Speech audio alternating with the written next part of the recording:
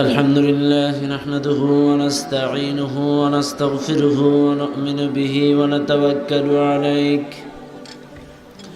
ونعوذ بالله من شرور أنفسنا ومن سيئات أعمالنا من يهدي الله فلا مضل له ومن يضلل فلا هادي له ونشهد أن لا إله إلا الله وحده لا شريك له ونشهد أن سيدنا ونبينا ومولانا محمدا عبده ورسوله الذي أرسله بالحق بشيرا ونذيرا وداعيا إلى الله بإذنه وسراجا وقمرا منيرا فقد قال الله تعالى في كلامه المجيد وفرقانه الحميد সবাই পড়েন আউযু বিল্লাহি মিনাশ শাইতানির রাজিম বিসমিল্লাহির রহমানির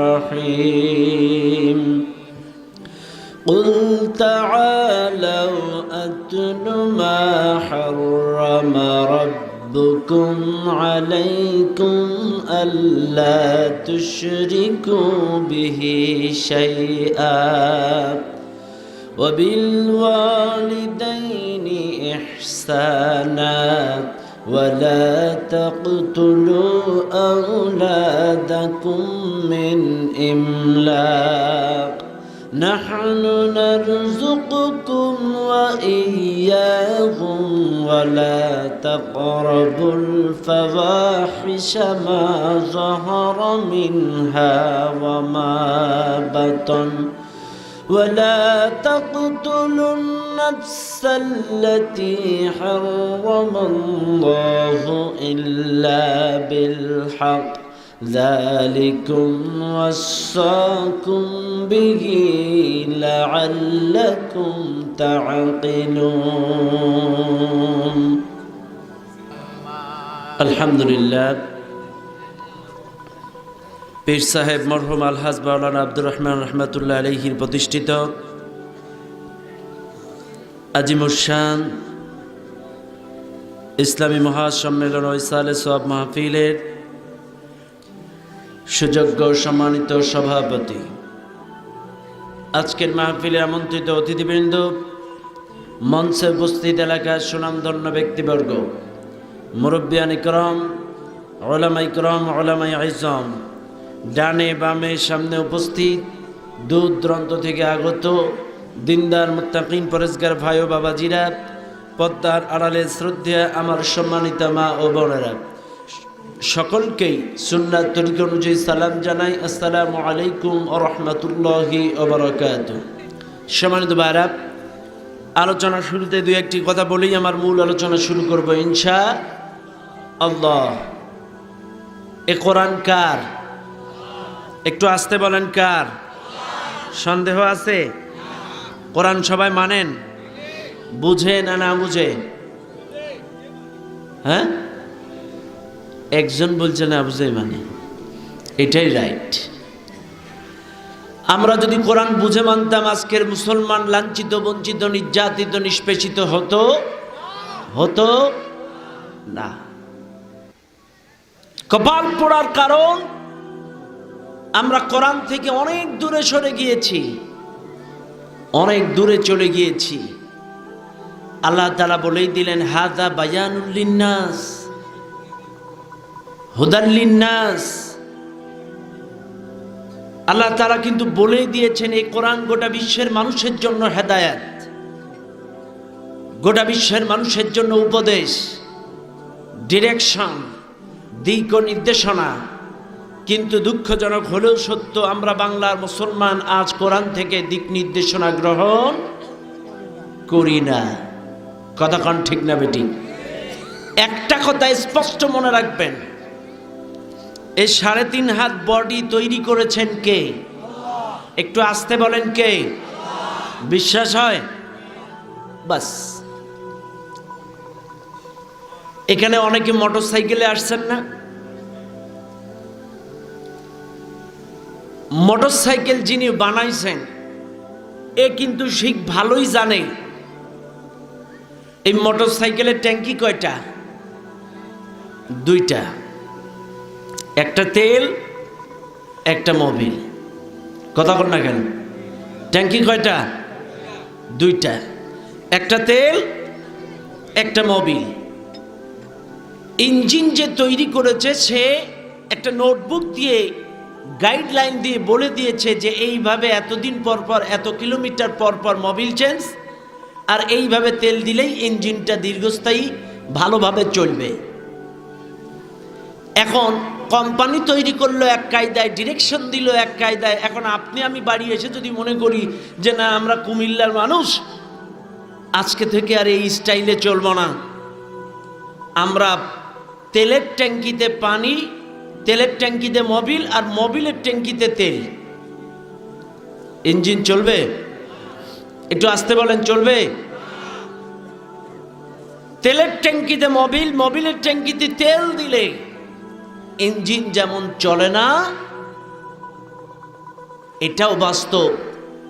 আল্লাহ তাআলা এই 3.5 হাত ইঞ্জিন তৈরি করে দুনিয়ায় পাঠানোর পরে একটা নোটবুক দিয়েছে, একটা গাইডলাইন দিয়েছে। সেই গাইডলাইনটার নাম কি? একটু জোরে বলেন, নাম কি? এই গাইডলাইনের মধ্যেই দেওয়া আছে এই ইঞ্জিন কিভাবে চলবে। তাইলে ইঞ্জিন যে তৈরি করেছে সেই জানে যে তেলের ট্যাঙ্কিতে তেল, মোবিলের ট্যাঙ্কিতে মোবিল দিলেই ইঞ্জিন চলবে। উল্টাপাল্টা করলে যেমন ইঞ্জিন চলে না। আল্লাহ বলছে তোমাদেরকে সৃষ্টি করেছি আমি, এই ইঞ্জিন চলবে কিভাবে, এজন্য আমি কোরআন নাজিল করেছি। কোরআন বাদ দিয়া যদি অন্য কিছু দিয়ে চেষ্টা করো, এই ইঞ্জিন ঠিক মতো চলবে না। কষ্ট পাচ্ছেন আপনারা? খবরদার আবেগ দিয়ে ওয়াজ শুনবেন না, বিবেক দিয়ে ওয়াজ শুনবেন। বিবেক দিয়ে ওয়াজ শুনলে প্রত্যেকটা কথা আপনার হৃদয়ে গেঁথে যাবে ইনশাআল্লাহ। কতক্ষণ ঠিক না বেটি? যাই হোক, সম্মানিত ভাইরা, ভূমিকায় বেশি কথা বলবো না, একটা আয়াত তেলাওয়াত করেছি, আমি আমার আলোচনার মধ্যে চলে যাই। সম্মানিত ভাইরা আমার, বাবাজিরা আমার, আল্লাহ সুবহানাহু ওয়া তাআলা এই কোরআনুল কারীমের ভিতরে 114টা সূরা নাজিল করে দিলেন। 114টা সূরার ভেতরে যেই সূরাটার আয়াত আমি আপনাদের সামনে তেলাওয়াত করলাম, সূরাটা 6 নম্বর সূরা। এই সূরাটার মোট আয়াত সংখ্যা 165, রুকুর সংখ্যা 20। এই সূরাটা নাজিল হয়েছে মক্কায়। এই সূরাটার 151 নম্বর আয়াত আমি আপনাদের সামনে তেলাওয়াত করলাম। মনে রাখবেন মুসলমানেরা, এই কোরআনুল কারীমের ভিতরে আল্লাহ 6666টি আয়াতের কম আর বেশি যতগুলি আয়াত আল্লাহ তাআলা এই দুনিয়ায়, এই পৃথিবীতে আল্লাহ নবীর কাছে, শেষ নবীর কাছে নাজিল করেছেন, মনে রাখবেন ম্যাক্সিমাম সূরার আয়াতগুলা স্টেপ বাই স্টেপ সমসাময়িক সমস্যার সমাধানে আল্লাহ নাজিল করেছেন। যখন যেই সমস্যা দেখা দিয়েছে তৎকালীন সময়, যখন কোনো প্রশ্নের সম্মুখীন হয়েছে নবীজি, প্রশ্নের জবাবে, জাতির কল্যাণে, জাতির সমস্যার সমাধানে আল্লাহ স্টেপ বাই স্টেপ এক একটা সূরার এক একটা আয়াত আল্লাহ স্থান কাল পাত্রে নাজিল করেছে। কোন সূরা মক্কায়, কোন সূরা মদিনায়, এক একটি আয়াত স্থান কাল পাত্র অনুযায়ী, সময় অনুযায়ী নাজিল করেছে। তবে মনে রাখবেন তাফসীরের শানে নুজুলের মধ্যে পাওয়া যায় আল্লাহ তাআলা সূরা আনআমের 165টি আয়াত নাজিল করলেন। এই 165টি আয়াত কিন্তু স্থান কাল পাত্র প্রেক্ষাপট মানে স্টেপ বাই স্টেপ কিন্তু আল্লাহ নাজিল করা নাই। তাফসীরে পাওয়া যায় 165টি আয়াত আর 20টা রুকু সহ একবারে আল্লাহ পাক তার নবীর কাছে এই সূরাটা নাজিল করে দেন। একবারে নবীর কাছে 165টি আয়াত সহ এই সূরাটি নাজিল করে দেন। সম্মানিত ভাইরা আমার, বাবাজিনা আমার, ভালো করে মনে রাখবেন দুনিয়ার মুসলমানেরা, তৎকালীন সময়ে কোনো মাইকিং এর ব্যবস্থা ছিল না, কোনো পোস্টারিং এর ব্যবস্থা ছিল না। এই যে আজকের এতগুলো মানুষ একত্রিত হয়ে ওয়াজ শোনার জন্য বসেছেন, কিন্তু সেই জামানায় এতগুলো মানুষ একত্রিত করার জন্য মাইকিং করা হতো না, পোস্টারিং করা হতো না যে অমুক দরবার শরীফে আজকে বিশাল ইসালে সব মাহফিল। এই পোস্টারিং বা মাইকিংয়ের ব্যবস্থা সেই জামানায় ছিল না। তবে সেই জামানায়ও প্রযুক্তি ছিল। বর্তমানে যেমন আমরা প্রযুক্তির মাধ্যমে মানুষকে খবর দিয়েছি, সেই জামানায়ও কিন্তু প্রযুক্তি ব্যবহার করেছে। কিন্তু সেই জামানার প্রযুক্তিগুলো কেমন ছিল? সেই জামানার প্রযুক্তিগুলো ছিল, যদি কোনো ইম্পর্টেন্ট গুরুত্বপূর্ণ কোনো সংবাদ সেই জামানার কোনো মানুষের দেওয়ার দরকার যদি হতো, একটা লাল কাপড় নিয়ে উচ্চ গেড়াই পাথরে বা একটা পাহাড়ের পর দাঁড়ায়া এই কাপড় ঘুরাইতো আর ইশারা করতো, তাল তাল তাল তাল বলে ইশারা করলে দূর দূরান্তের মানুষগুলা সব একত্রিত হয়ে যেত। ওই কাপড় আর ওই সংকেত দেখলেই তারা বুঝত নিশ্চয়ই কোনো গুরুত্বপূর্ণ কোনো ইম্পর্টেন্ট সংবাদ আমাদেরকে দেওয়া হবে। আল্লাহর নবীর কাছে যখন এই আয়াতগুলি নাজিল হয়ে গেল, আল্লাহ পাক অর্ডার করে দিলেন, কুল তুমি বলো তাল মানে আসো। আল্লাহর নবী একটু উঁচু গেড়ায় উঠে তাল তাল বলে দুই হাত দিয়ে ইশারা করা শুরু করলেন, তাল তাল তাল। আমরা যেটা বলি আসো, আরবিতে এটা বলা হয় তাল, আসো আসো তাল বলে যখন ইশারা করা শুরু করলেন, দূর দূরান্তে যত দূর এই আওয়াজ মানুষের কানে পৌঁছে গেল আর এই সংকেতটা যত দূর মানুষের চোখে পড়ল, ওই দূরের মানুষগুলা নবীর চতুর্দিক থেকে একত্রিত হয়ে গেলেন। আল্লাহ পাকের নবী এবার তেলাওয়াত করা শুরু করে দিলেন, আতুলু মা হারামা রাব্বুকুম, তোমাদেরকে তেলাওয়াত করে শোনায় ওই সকল বিষয় যেই সকল বিষয় তোমাদের রব তোমাদের জন্য হারাম করেছেন। কি করেছেন? আরো জোরে বলেন, কি করেছেন? নামাজ পড়া কি আদেশ? নামাজ পড়া কি আদেশ? রোজা করা কি? হজ করা কি? যাকাত দেওয়া কি? পর্দা করা কি? আদেশ। আর নিষেধ, তাইলে আদেশটা হলো হালাল আর নিষেধটা হলো হারাম। ভালো করে বুঝবেন, আদেশটা হলো হালাল আর নিষেধটা হলো হারাম। তো আল্লাহ পাক এখানে যেমন নামাজের কথা, রোজার কথা, হজের কথা, যাকাতের কথা, পর্দার কথা কোরআনুল কারীমের মধ্যে বলেছেন, ঠিক তেমনি করে কিছু নিষিদ্ধ কাজের কথাও বলেছেন যে এই এই কাজগুলো তোমাদের জন্য নিষেধ, এগুলা হারাম। সম্মানিত ভাইরা আমার, একটা কথা স্পষ্ট মনে রাখবেন, আমরা নামাজ পড়ি কিসের জন্য? জান্নাতের জন্য। কিসের জন্য? একটু জোরে বলেন। নামাজ বেহেশতের চাবি কিনা বলেন। আমরা সবাই নামাজ পড়ি বেহেশতের জন্য, জান্নাতের জন্য। কারণ আমরা জানি জান্নাতের চাবি, দরজার চাবি হলো নামাজ। কতক্ষণ ঠিক না বেঠিক?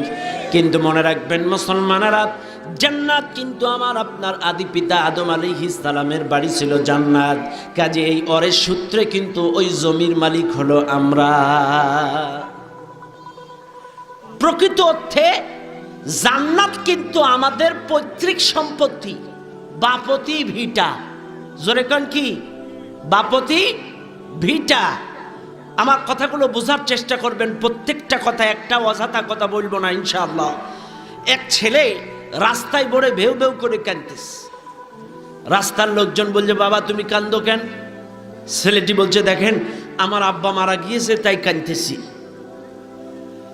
তখন লোকজন বলছে, দেখো চিরকাল চিরদিন কেউ বেঁচে থাকে না, আজ হোক কাল হোক সবাইকে একদিন যাওয়া লাগবে।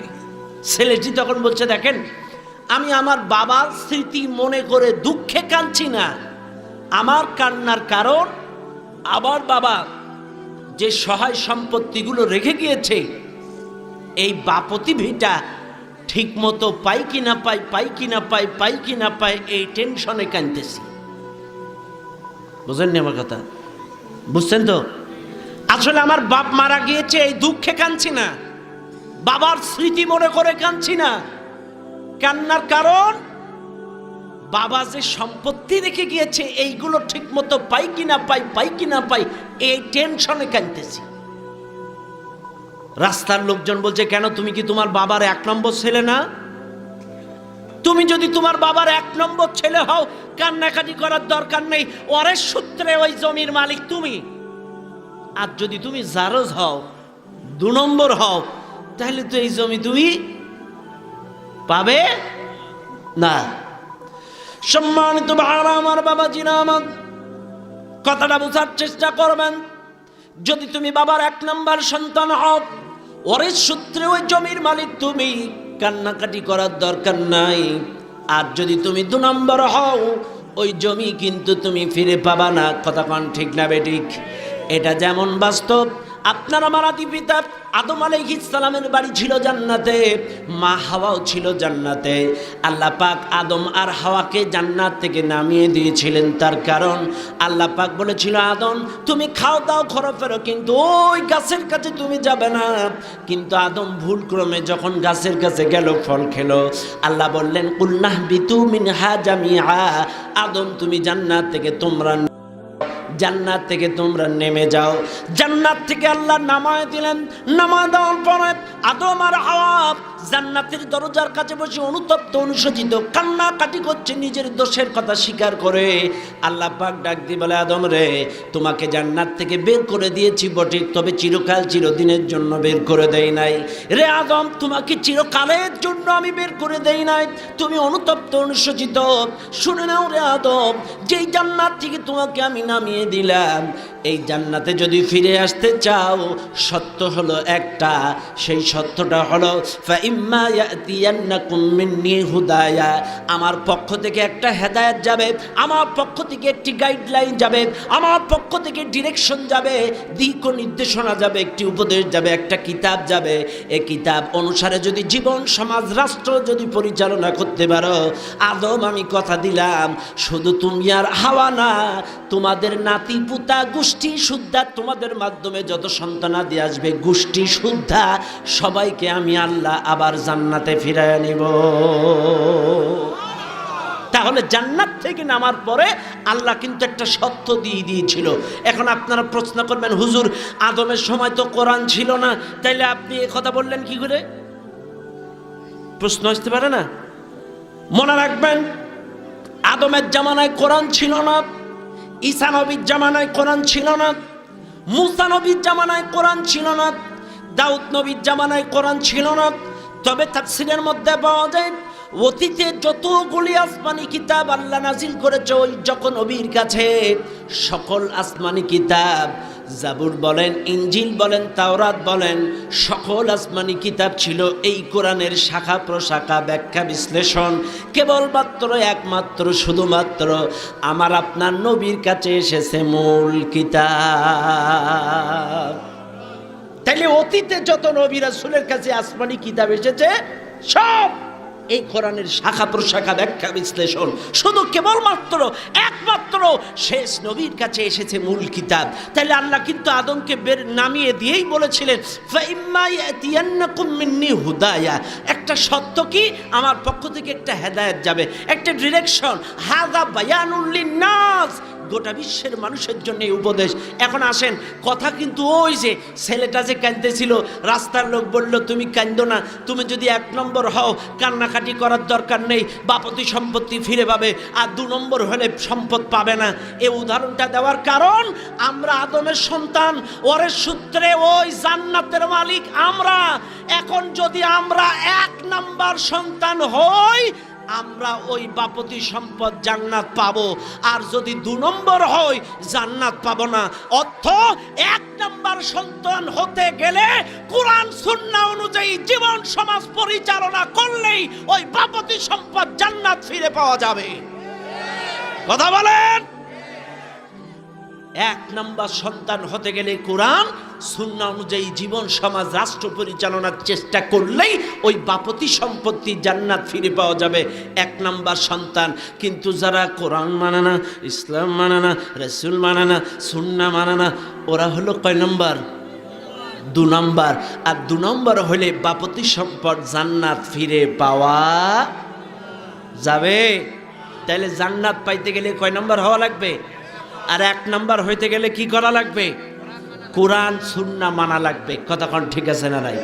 আসেন ভাইরা আমার, বাবাজিরা আমার, আল্লাহর নবী সাহাবীদেরকে একত্রিত করে বললেন, আতলু মা হাররামা রাব্বুকুম, তোমাদেরকে তেলাওয়াত করে শোনায় ওই সকল বিষয়, যে সকল বিষয় তোমাদের রব তোমাদের জন্য হারাম করেছেন।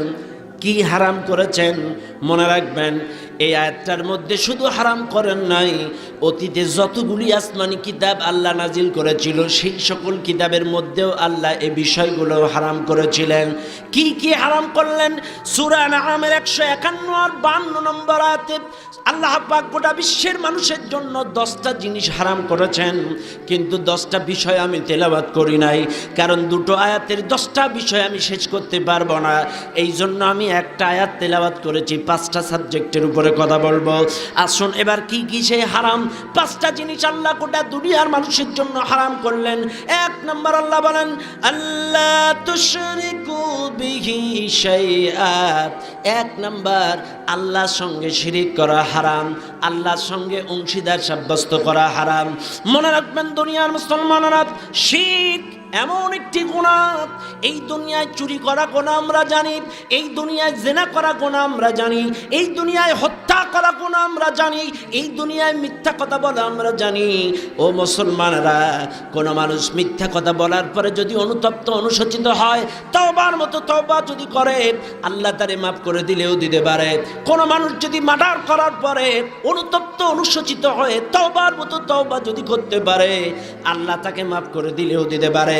কিন্তু শিরক এমন একটি গুনাহ, আল্লাহ পাক বলেন, ইন্নাল্লাহা লা ইয়াগফিরু আন ইউশরাকা বিহি ওয়া ইয়াগফিরু মা দুনা যালিকা লিমান ইয়াশা। আল্লাহ পাক ডাক দিয়ে বলেন, শিরক যদি কোনো মানুষ করে, শিরকের গুনাহ আমি আল্লাহ কাউরে ক্ষমা করব না, কিন্তু অন্যান্য গুনাহ আমি আল্লাহ যাকে ইচ্ছা তারে মাফ করে দেব। কিন্তু আমার সঙ্গে যারা অংশীদার সাব্যস্ত করবে, এই অংশীদারের গুনাহ আমি আল্লাহ কাউরে ক্ষমা করব না। এখন আসেন অংশীদারটা কেমন একটু বুঝায় দেই। এই দুনিয়ার বেসরকারি ব্যাংকগুলা কিন্তু লেখা থাকে ইসলামী bank limited, social bank limited, অমুক কোম্পানি লিমিটেড। তার মানে লিমিটেড দেওয়া বুঝতে হবে এগুলা একক কোনো ব্যাংক মালিকানা নয়, এখানে নিশ্চয়ই শেয়ার হোল্ডার আছে। কথা কোনটা কেন? একক মালিকানায় এগুলো থাকে না। লিমিটেড যখন থাকবে বুঝতে হবে যে এগুলো 20 জন বা একাধিক লোক আছে শেয়ার হোল্ডারে। ব্যবসাগুলো রিয়েল এস্টেট বলেন, হাউস বিল্ডিং বলেন, আর যেটাই বলেন, যদি একাধিক মানুষ থাকে গ্রুপ বা এই যদি বলে লিমিটেড, তাহলে বুঝতে হবে একাধিক মালিক বা বন্ধু মিলে এই ব্যবসাটা করে। এটা যেমন বাস্তব, এটাকে বলা হয় অংশীদারিত্ব। আল্লাহ বলছেন শিরকটার আবিধানিক অর্থ হলো অংশীদার সাব্যস্ত করা। আর সকল ক্ষমতার মালিককে, লা ইলাহা ইল্লাল্লাহ, আল্লাহ ছাড়া ইলাহ নেই। আছে কি? কুল হুয়াল্লাহু আহাদ, আল্লাহ ছাড়া কে নাই? আল্লাহ ছাড়া কেউ নাই। আল্লাহ কয়জন? জোরে কান, কয়জন? আল্লাহ এক। কুল হুয়াল্লাহু আহাদ। তাইলে এখন বুঝতে হবে, এখন আল্লাহর সাথে যেহেতু আল্লাহই বলছেন আমি এক, এখন আমরা যদি আল্লাহর কর্তৃত্ব আর ক্ষমতার সাথে অন্যের কর্তৃত্ব ক্ষমতা মিলাই দেই, এটাই হলো অংশীদার, শেয়ার হোল্ডার হয়ে গেল। কথা কান ঠিক না বেঠিক? এখন আসেন, আমার ক্ষুদ্র গানে শিরক আমি পেয়েছি 56 প্রকার। কত প্রকার? 56 প্রকার। প্রথম শিরক হলো শিরকে আকবার, 2 নম্বর শিরকে আসগর, 3 নম্বর শিরক ফি জাত, 4 নম্বর শিরক ফিল রুবুবিয়্যাত, 5 নম্বর শিরক ফিল উলুহিয়্যাত, 6 নম্বর শিরক ফিল আসমাই ওয়াস সিফাত। প্রাথমিক পর্যায়ে 2, তারপরে 4, এরপরে আবার শিরকের শাখা প্রশাখা 50 প্রকার। কত প্রকার? মনে রাখবেন দুনিয়ার মুসলমানেরা, শিরক এমন একটি গুনাহ, আল্লাহ পাক বলেন, বান্দা শুনে নাও, এই কোরআনুল কারীমের মধ্যে আমি 114টা সূরা নাজিল করলাম। 31 নম্বর সূরাটার নাম হলো লোকমান। লোকমান তো কোনো নবী ছিল না, কোনো রাসূল ছিল না, কোনো পয়গম্বর ছিল না। তাইলে আল্লাহ কেন লোকমানের নামে একটা সূরা নাজিল করতে গেল? আল্লাহ ইউসুফ নামের নামে নবীর নামে একটা সূরা নাজিল করেছে, ইউনুস নবীর নামে একটি সূরা নাজিল করেছে, আল্লাহ পাক ইব্রাহিম আলাইহিস সালামের নামে একটি সূরা নাজিল করেছে, আপনার আমার নবী মুহাম্মাদের নামে একটি সূরা নাজিল করেছে। কিন্তু লোকমান তো কোনো নবী ছিল না। লোকমানের নামে কেন আল্লাহ সূরা নাজিল করতে গেল? তার কারণ লোকমানের কিছু উপদেশ আল্লাহর কাছে পছন্দ হয়েছিল, যার কারণে আল্লাহ লোকমানের নামে একটা সূরা নাজিল করেছে। লোকমান তার সন্তানদেরকে কিছু ডিরেকশন দিয়েছিলেন, কিছু উপদেশ দিয়েছিলেন। তার অন্যতম প্রধান উপদেশ ছিল ইয়া বুনাইয়া লা তুশরিক বিল্লাহ, হে আমার সন্তানেরা খবরদার লা তুশরিক বিল্লাহ, আল্লাহর সঙ্গে অংশীদার সাব্যস্ত করবা না। ইন্না শিরকা লা যুলমুন আযীম, নিশ্চয়ই শিরক হলো মহা অন্যায়, বড় জুলম, মানে সবচাইতে বড় গুনাহ। জুলম মানে কিন্তু গুনাহ। মনে রাখবেন দুনিয়ার মুসলমানেরা, আল্লাহ পাকের কাছে এই উপদেশটা বড্ড পছন্দ হয়েছিল, যার কারণে আল্লাহ লোকমানের উপদেশটা কোট করে লোকমানের নামে একটা সূরা তৈরি করে কোরআনুল কারীমের মধ্যে নাজিল করে দিলেন। লোকমান কোন নবী না, কোন রাসূল না, তারপরেও লোকমানের নামে কেন সূরা? কারণ লোকমান তার সন্তানদেরকে উপদেশ দিয়েছিল, হে আমার সন্তানেরা খবরদার আল্লাহর সাথে অংশীদার সাব্যস্ত করবা না। এই উপদেশটা আল্লাহর কাছে বড্ড ভালো লেগেছিল, যার কারণে আল্লাহ লোকমানের উপদেশগুলো কোট করে একটি সূরা নামকরণ করে নাজিল করে দিলেন। 114টা সূরার ভেতরে 31 নম্বর সূরার নাম লোকমান। সুবহানাল্লাহ। আর লোকমানকে আল্লাহ এত হিকমত দান করেছিল, আল্লাহু আকবার।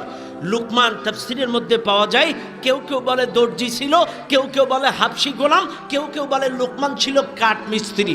ভালো করে বুঝবেন লোকমানের কেমন জ্ঞান বুদ্ধি বিচার বিবেচনা। লোকমানকে বলা হয় লোকমান হাকিম, হাকমা। কারণ হাকিম কেন দেওয়া হলো? লোকমানকে আল্লাহ তাআলা স্পেশাল কিছু হিকমা দান করেছিল। এই হিকমা কিন্তু সকলকে আল্লাহ দেয় না। হিকমা অর্থ হলো এলেম অনুযায়ী আমলের তৌফিক, এলেম অনুযায়ী বিবেক বিবেচনা বিচার বুদ্ধি। এই দুনিয়ার অনেক মানুষের এলেম আছে কিন্তু বিবেক বিবেচনা নাই। কথা বলেন? অনেকের জ্ঞান আছে, হায়ার এডুকেশন পাচ্ছেন, কিন্তু কোনটা ন্যায়, কোনটা অন্যায়, কোনটা হক, কোনটা বাতিল, কোনটা হারাম, কোনটা হালাল ওরা দেখেও কথা কন না কেন? আমার ভাই আগে বলছিল নামাজও পড়ে সুদও খায়, তাহলে এদের কি বিবেক নেই? তাহলে সুদ খায় কি করে? সুদের মধ্যে 73টা গুনাহ। সবচাইতে ছোট গুনাহ আপন মায়ের সাথে জিনা করা, আর সবচাইতে বড় গুনাহ আল্লাহর সাথে যুদ্ধ করা। একবার বিবেকের কাছে প্রশ্ন করেন, যেই মা আপনাকে 9 মাস 10 দিন গর্ভে নিল, যেই মা আপনাকে 30টা মাস বুকের তাজা দুধ খাওয়ালো, সেই মায়ের সাথে জিনা করা সুদ খাওয়া সমান।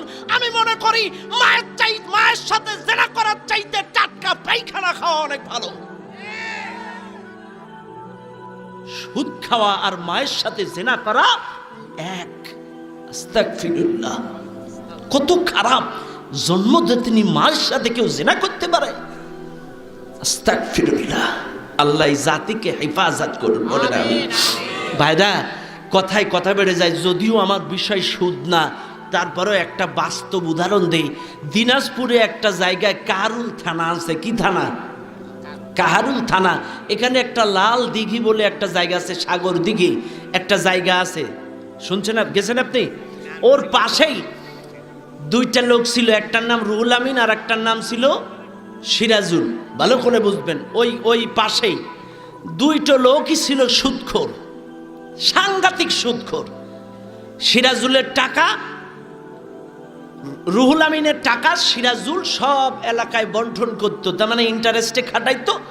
ইন্টারেস্টের টাকা সিরাজুল কালেকশন করে ও 1 ভাগ খাইতো, মালিককে 1 ভাগ দিত। এখন এক পর্যায়ে 4 লাখ টাকা দিয়েছে ওই মালিক রুহুল আমিন। সিরাজুল এলাকায় বন্টন করে শত ইন্টারেস্টের টাকা একাই খায়, মালিককে দেয় না। মালিক একদিন ডেকে বলছে, এই তুই একাই সুদের টাকা ইন্টারেস্টগুলো টাকা আমার, সব আমার, আর লাভ খাইস তুই। আজকে হয় টাকা দিবি নাই তোর স্ত্রী দিবি। হারামখোর যারা, এদের কোনো এদের কোনো ব্যালেন্স নেই। কথা কোন ঠিক না বেটি? এদের কোনো মুখের পর্দা নেই। এটাই স্বাভাবিক, যারা হারাম খায় এদের পর্দা থাকে না, লজ্জার পর্দা উঠে যায়। আমারে ভুল বুঝেন না, আদম আলাইহিস সালাম যখন নিষিদ্ধ ফল খেলো, আদমের শরীর থেকে টাস টাস করে পোশাক পরে গিয়েছিল। কতক্ষণ? তাইলে বোঝা যায় হারাম খাইলে লজ্জার পোশাক থাকে না। আদম তার উজ্জ্বল দৃষ্টান্ত, তার শরীর থেকে টাস টাস করে পোশাক খুলে গেল। তাইলে বোঝা যায় আজকেও যারা হারাম খায় এদের কোনো ব্যালেন্স থাকে না। কথা বলতে গেলে গালিগালাজ, এদের স্ত্রী এদের মেয়েদেরও দেখবেন শরীরে পর্দা থাকে না। কতক্ষণ না কেন? এটাই বাস্তব। কতক্ষণ ঠিক না বেটি? এখন সিরাজুল বলছে যে তুই হয় টাকা দিবি নাইলে তোর বউ দিবি। সিরাজুলির মাথা গরম হয়েছে, একসাথে সুদের ব্যবসা করি তাই বলে তুই আমার বউ যাবি? ও বাড়ির থেকে একটা দাও এনে এক কোপে রুহুল আমিনের গলা উলাই দিছে, এক কোপে গলা নামায় দিছে। নামায় দেওয়ার পরে এই সুদখোরটার যেইখানে মাটি দিছে এটা একটা বাঁশঝাড়, বাঁশঝাড়ের ভেতরে মাটি দিয়েছে। মাটি দিয়ে এলাকার লোকজন চলে আসছে। এলাকার লোকজন, ওই এলাকায় আমি মাহফিলে গিয়েছি, বলছে হুজুর এই ইন্টারন্যাশনাল সুদখোর, ওকে মাটি দেওয়ার পরে হঠাৎ ওই বাঁশঝাড়ে আগুন লেগে গিয়েছে। বাঁশঝাড়ে আগুন লেগে গিয়েছে। শুধু তাই না, আজও পর্যন্ত ওই বাঁশঝাড়ে মানুষ যেতে পারে না সাপের কারণে। এত সাপ ওই বাঁশঝাড়ে। সেই পোড়া বাঁশঝাড়ের চিহ্ন নিজে চোখে দেখে এসেছি আমি। সুদ খাওয়ার কি মজা, নিজে চোখে দেখে এসেছি সেই পোড়া বাঁশঝাড়ের চিহ্ন। একটা কথা মনে রাখবেন, আজ আসি কাল নেই। নামাজ বেহেশতের চাবি। নামাজ কবুল হয় না তার অন্যতম কারণ হলো পবিত্রতা। পবিত্রতা দুই প্রকার, এক হলো দৈহিক পবিত্রতা, দুই হলো মানসিক পবিত্রতা। দৈহিক পবিত্রতা হয় ওযু আর গোসলে, মানসিক পবিত্রতা হয় হালাল খাদ্য খাবারে। ওযু আর গোসল আপনার 100% সহি, কিন্তু আপনার খাদ্যটা যদি সুদের টাকা হয়, ঘুষের টাকা হয়, টেন্ডারবাজি, চাঁদাবাজি, মানুষের ঠকানো, 2 নম্বরই টাকা যদি হয়, আল্লাহর কসম কিয়ামত পর্যন্ত সেজদা দিলেও একটা সেজদাও তোমার কবুল হবে না। এত নামাজ পড়ছে জুম্মার দিন মুসল্লিরা, আল্লাহ বিপদ আপদ কাটায় দাও, মুসিবত কাটায় দাও, আল্লাহ তুমি কি দেখতে পাও না। এই দোয়াগুলো যাচ্ছে কোন জায়গায়? কথা বলেন। বিশ্ব ইস্তেমার মাঠে লক্ষ লক্ষ মানুষ দোয়া করে, প্রতি জুমায় হাজার হাজার লক্ষ লক্ষ 3.5 লক্ষ মসজিদে লক্ষ কোটি মুসল্লিরা জুমার দিন নামাজে দোয়া করে, দেশ ও জাতির কল্যাণে দোয়া করে। প্রতিদিন এরকম ওয়াজ মাহফিল গোটা বাংলাদেশে হাজার হাজার জায়গায় মাহফিল হচ্ছে, প্রত্যেক মাহফিলে দোয়া হচ্ছে। এই দোয়াগুলো যাচ্ছে কোন জায়গায়? কথা বলেন। এই দোয়াগুলো যাচ্ছে কোন জায়গায়? বোঝা যায় আমরা হারামখোর হয়ে গিয়েছি, যার কারণে আমাদের দোয়া আল্লাহর দরবারে কবুল হচ্ছে না। আমারে ভুল বুঝেন না, এমনও হাজি আমাদের মধ্যে আছে, হজ করতে যাওয়ার আগে সব জমিগুলো ছেলের নামে লিখে দিয়ে মেয়ের মাথায় হাত দিয়ে বলে, মা তোর জন্য কাবার গিলাপ ধরে দোয়া করব। আছেন এরকম হাজি? কথা কর না কেন? সব জমিগুলো ছেলের নামে লিখে দিই, মেয়ের মাথায় হাত দিয়ে দোয়া করে, তোর জন্য কাবার গিলাপ ধরে দোয়া করো। ও হাজি, তুমি মনে করো তোমার হজ কবুল হয়েছে? এতটা সোজা না। হকুল্লাহ, হকুল ইবাদ। হক দুই প্রকার, একটা আল্লাহর হক, একটা বান্দার হক। আল্লাহর হক নামাজ, রোজা, তাসবিহ, তাহলিল ত্রুটি বিচ্যুতি হইলে তওবার মতো তওবা করলে আল্লাহ মাফ করবে। কিন্তু কোনো বান্দার হক, ছেলের হক, মায়ের হক, প্রতিবেশীর হক, জনগণের হক, সম্পদ যদি তুমি ফাঁকি দাও, ওই লোকটা যতক্ষণ কলিজা থেকে ক্ষমা না করবে ততক্ষণ তুমি যদি কাবা ঘর অর্ধেকটা মাথা দিয়ে ক্ষয় করো, আল্লাহ তোমার তওবা কবুল করবে না। এই জন্য খবরদার কারোর হক ফাঁকি দিবেন না বাবা, ঠিক আছে কিনা? এখন সম্মানিত আরামত, কথাই কথা বেড়ে যায়। শিরক এমন একটি গুনাহ, আল্লাহ পাক বলেন এই দুনিয়ায় যতগুলা গুনাহ আছে সবচাইতে বড় গুনার নাম হলো শিরক। এখন আসেন শিরকে আকবার বড় শিরক কোনগুলা? 1 নাম্বার শিরক ফি জাত, আল্লাহ জাতের সঙ্গে শিরিক করা। আল্লাহর জাত কোনগুলা? এই দুনিয়ার কোনো মানুষ যদি মনে করে আল্লাহর ছেলে আছে, মেয়ে আছে, আল্লাহর মা আছে, বাবা আছে, এ কথা যদি বিশ্বাস করে, এই আকীদা যদি পোষণ করে, এগুলা আল্লাহর জাতের সঙ্গে শিরক। কারণ খ্রিস্টানরা বলে ঈসা আলাইহিস সালাম আল্লাহর সন্তান, এগুলো খ্রিস্টানরা বিশ্বাস করে। যিশু খ্রিস্ট আল্লাহর সন্তান, এগুলো খ্রিস্টানরা বিশ্বাস করে। এগুলো আল্লাহর জাতের সঙ্গে শিরক। মনে রাখবেন, আল্লাহ পাক বলেন কুল হুয়াল্লাহু আহাদ আল্লাহুস সামাদ লাম ইয়ালিদ ওয়া লাম ইউলাদ ওয়া লাম ইয়াকুল লাহু কুফুয়ান আহাদ। আল্লাহ বলেন আল্লাহ এক, আল্লাহ কারো মুখাপেক্ষী নন, আল্লাহকে কেউ জন্ম দেয়নি, আল্লাহ কাউকে জন্ম দেয়নি। মনে রাখবেন মুসলমানেরা, আল্লাহর সমকক্ষ এই দুনিয়ায় কেউ নাই। তাহলে কেউ যদি মনে করে আল্লাহর ছেলে আছে, মেয়ে আছে, মা আছে, বাবা আছে, এগুলা অবশ্যই আল্লাহর জাতের সঙ্গে শিরক। তাহলে আল্লাহ ছাড়া কি কোনো মাবুদ আছে নাকি? আল্লাহর কি ছেলে মেয়ে আছে নাকি? আল্লাহ কয়জন? আল্লাহ পাক আরেক জায়গায় বলেন লাউ কানা ফীহিমা আলিহাতুন ইল্লাল্লাহু লাফাসাদাতা ফাসুবহানাল্লাহি রাব্বিল আরশি আম্মা ইয়াসিফুন। আল্লাহ পাক বলেন আল্লাহ ব্যতীত যদি অনেক ইলাহ আসমান আর জমিনের মধ্যে থাকতো, তাহলে উভয় ধ্বংস হয়ে যেত। কাজী ওরা যে কলঙ্ক দেয় আল্লাহর সন্তান আছে বা আল্লাহর ছেলে আছে, ওরা যে কালিমা দেয়, কলঙ্কিত লুকতে দেয়, ফাসুবহানাল্লাহি রাব্বিল আরশি আম্মা ইয়াসিফুন, ওদের কলঙ্ক থেকে আমার আল্লাহ পুত পবিত্র। জোরে বলেন সুবহানাল্লাহ। আপনারা বসেন না কেন, দাঁড়ায় আছেন কিল্লাই? বসেন, ওপরে ওঠেন, সব ওঠেন, এইগুলো সরাই দেন, এই চা পানি সব সরাই দেন, আমার আর লাগবে না। বয়স্ক হুজুর আসলে দেবেন, আমরা হলো সব যুবক হুজুর, এগুলো সরাই দেন। এখানে বসেন, সব বসেন, মুরব্বী মানুষ দাঁড়ায় থাকলে মানায়, বসেন। মনে রাখবেন মুসলমানেরা, তাহলে আল্লাহর জাতের সঙ্গে শিরিক কোনগুলা বুঝায় দিলাম। 2 নম্বর, আল্লাহর রুবুবিয়্যাতের সঙ্গে শিরিক। রুবুবিয়্যাতটা হলো আল্লাহর কর্তৃত্ব এবং ক্ষমতার সঙ্গে শিরিক করা। এবার আসুন, আল্লাহর কর্তৃত্ব এবং ক্ষমতা কোনগুলা? যেমন রিজিক দেওয়া, যেমন বিপদ আপদ মুক্ত করা, জীবন দেওয়া, মৃত্যু দেওয়া, রোগ মুক্ত করা, আইন দেওয়া, সম্মান দেওয়া, ক্ষমতা দেওয়া, এগুলো কার কাজ? যদি কেউ মনে করে না আমার চেয়ারম্যান আমার একটা কার্ড দেয় তাই আমি খেয়ে বেঁচে আছি, আছে না? চেয়ারম্যান আমার কার্ড দিছে তাই খেয়ে বেঁচে আছি, কিন্তু না, চেয়ারম্যান তোমাকে রিজিক দিতে পারে না। আল্লাহ বলেন ওয়াল্লাযী হুয়া ইউতঈমুনি ওয়া ইয়াসকিন, তোমাদেরকে আহার্য পানীয় দেই আমি আল্লাহ। আপনার আমার বা আপনার আমার মা বাবার অসুখ হলে ডাক্তার চিকিৎসা দেয়। অনেকে বলে ডাক্তার সুচিকিৎসা দিয়েছে বলে আই বেঁচে আছি, কিন্তু না, ওয়া ইদা মারিদতু ফাহুয়া ইয়াশফিন, তোমাদের রোগ হলে রোগ মুক্ত করি আমি আল্লাহ। জীবন মৃত্যু দেওয়ার মালিক কে? ওয়াল্লাযী ইউমিতুনি সুম্মা ইউহয়িন, তোমাদেরকে মৃত্যু দেব আমি আল্লাহ, পুনরায় জীবিত করব আমি আল্লাহ। তাহলে রিজিক দেওয়ার মালিক কে? রোগ মুক্ত করার মালিক কে? জীবন দেওয়ার মালিক কে? এবার আসেন, ক্ষমতা দেওয়ার মালিক কে? এই দুনিয়ার কেউ যদি বলে বাবার আপনারা ভোট দিয়েছেন তাই আমরা জিতেছি, সকল ক্ষমতার উৎস জনগণ,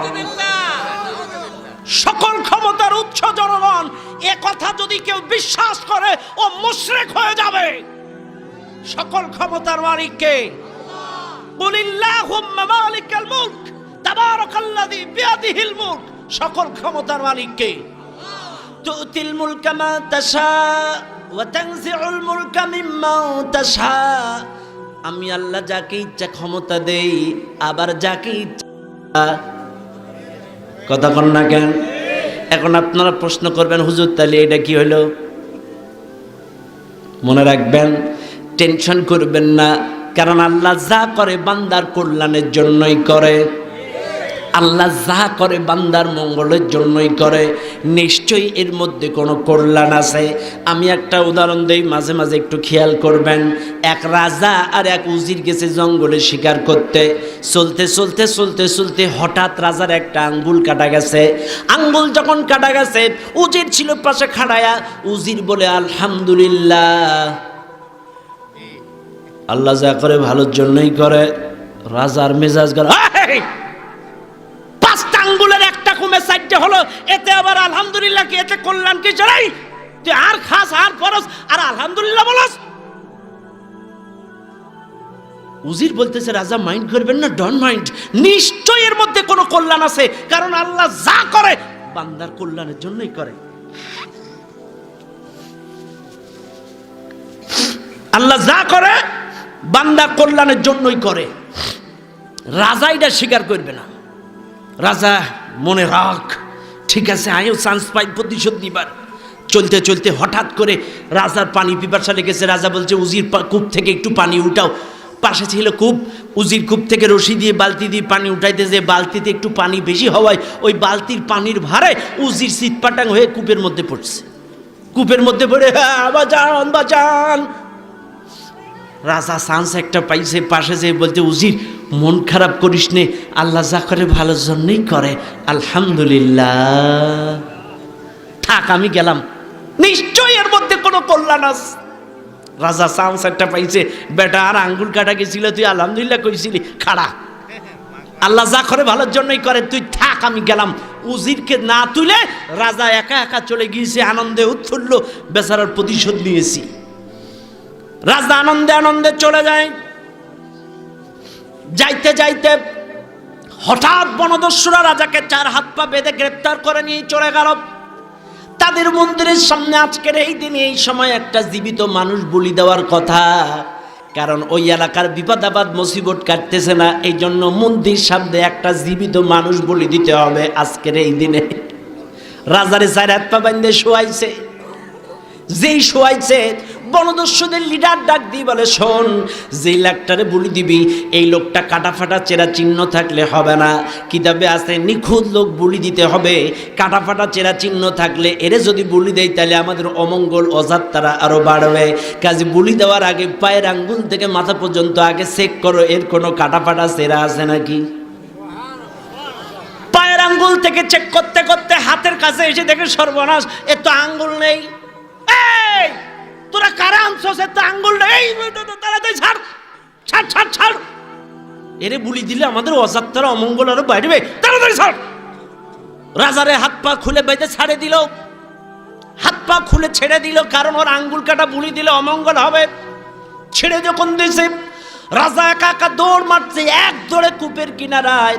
রাজা ভুল বুঝতে পেরেছে, কূপ থেকে উজিরকে তুলে বুকের মধ্যে নিয়ে বলে, উজির রে তোর কথাই রাইট, তোরে কূপের মধ্যে তুই যখন পড়ছিলি প্রতিশোধ নেওয়ার জন্য আমি তোরে বাঁচাইনি, আমিও বলেছিলাম আলহামদুলিল্লাহ আল্লাহ যা করে ভালোর জন্য করে। প্রতিশোধ দেওয়ার জন্য তোরে না তুলে কূপের মধ্যে রেখে চলে গিয়েছিলাম। বনদস্যুরা আমাকে গ্রেপ্তার করে নিয়ে গিয়েছিল, আমার চার হাত পা বেঁধে তাদের মন্দিরের সামনে একটা মানুষ জীবিত বলি দেওয়ার কথা আজকের এই দিনে। কিন্তু ওদের কিতাবে লেখা আছে যেই লোকটা বলি দিবে কাটা ফাটা চেরা চিহ্ন থাকলে বলি দিলে অমঙ্গল অযাত্রা আরো বাড়বে।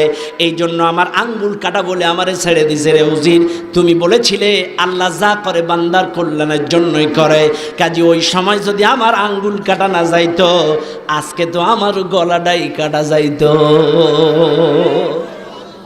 কাজে আল্লাহ যা করে, এ কথা শুনে উজির পড়ছে সেজদায়। উজির সেজদায় পড়ে ভেউ ভেউ করে কাঁদতেছে আর বলতেছে আলহামদুলিল্লাহ আলহামদুলিল্লাহ। রাজা তো আশ্চর্য, রে আই বাজে আসলাম তুই আবার আলহামদুলিল্লাহ বলস কিল্লাই। উজির বলছে রাজা একবার ব্রেনে খাটান, আমি নতুন করে কেন সেজদায় পড়লাম তার অন্যতম কারণ আপনার আঙ্গুল কাটা গিয়েছিল, আমি আলহামদুলিল্লাহ বলেছিলাম আল্লাহ যা করে ভালোর জন্যই করে, এটা আপনি মানেন নাই। এই জন্য আমি যখন কূপে পড়েছি আপনি আমারে বাঁচান নাই, প্রতিশোধ নেওয়ার জন্য বলেছিলেন আলহামদুলিল্লাহ আল্লাহ যা করে ভালোর জন্যই করে, আপনি আমারে রেখে একা একা চলে গিয়েছিলেন। একবার চিন্তা করেন, আপনি যদি ওই সময় আমারে কূপের মধ্যে রেখে না যাইতেন, যদি উঠায়ে আপনার সাথে নিয়ে যাইতেন, তাইলে আমরা সফর সঙ্গী দুইজন থাকতাম, তাইলে ওই বনদস্যুরা দুজনকেই গ্রেপ্তার করতো, আপনার আঙ্গুল কাটা বলে আপনারা ছেড়ে দিত, কিন্তু আমার তো আঙ্গুল কাটা ছিল না। কথা কন না কিল্লাই? আপনার আঙ্গুল কাটা বলে আপনারা ছেড়ে দিত, কিন্তু আমার তো আঙ্গুল কাটা নেই, আপনার জায়গায় আমারে বলি দিত। এই জন্য আমি যে কূপের মধ্যে ছিলাম এটাও আলহামদুলিল্লাহ। জোরে বলুন সুবহানাল্লাহ। এজন্য আল্লাহ যা করে ভালোর জন্যই। কতক্ষণটাকে অসন্তুষ্ট হওয়া যাবে না, কতক্ষণ ঠিক না মালিক? তাহলে ক্ষমতার মালিক কে? যাকে ইচ্ছা ক্ষমতা দেয়, যাকে ইচ্ছা ক্ষমতা কেড়ে নেয়। আল্লাহ পারে কি পারে না? জোরে বলেন। ক্ষমতার বড়াই দেখাচ্ছিল ফেরাউন, আল্লাহ কি দেখায়নি? AK-47 ব্যবহার করেনি, পানি দিয়ে মারল। কথা বন্ধ কেন? নমরুদ বাড়ানি করেছিল, মারল কি দিয়া? তাও ভালো মশাও জোটেনি।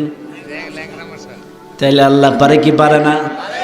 এবার আসেন, তাহলে ক্ষমতা দেওয়ার মালিক আল্লাহ, দলিল দিলাম।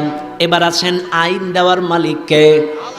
এগুলো কিন্তু আল্লাহর কর্তৃত্ব এবং ক্ষমতা বুঝাইতেছি। আল্লাহর কর্তৃত্ব আর ক্ষমতার সঙ্গে যদি কারোর কর্তৃত্ব ক্ষমতা মিলে যায়, এগুলা মিলায়া দেন, তাহলে এটা অবশ্যই আল্লাহর রুবুবিয়্যাতের ক্ষেত্রে শিরক হবে। তাইলে আইন দেওয়ার মালিক কে? কারণ কি? আল্লাহ বলেন আলা লাহুল খালকু ওয়াল আমর, জমিন যার, আইন চলবে তার। কথা কন না কেন? 3.5 হাত বডি দিল কে? আরো জোরে। আপনার কোন দল দিছে, দলের নেতা নেত্রী দিছে, এ 3.5 হাত দেহ দিল কে? আল্লাহর আইন মানবেন না কেন? এই 3.5 হাত দেহ বৈজ্ঞানিক গবেষণা করেছে, এই হাত, এই চোখ, এই কিডনি, এই লাঞ্চ, এই বাল্ব, এই হার্ট, এই লাঞ্চ, এই বাল্ব, নাড়ি ভুঁড়ি, পাও, চোখ, কান, নাক, ব্রেন, মগজ, সমস্ত কিছু মিলায়া বর্তমান বাজার মূল্য 3.5 কোটি টাকা। একবার বিবেকের কাছে প্রশ্ন করেন, এই চোখ, কান, হার্ট, কিডনি, লাঞ্চ, বাল্ব যদি আপনার আমার কিনে কিনে লাগাতে হইতো, কয় বছরে সেটিং দিতেন? কয় বছরে লাগাইতেন? কেন মানবেন না আল্লাহর আইন?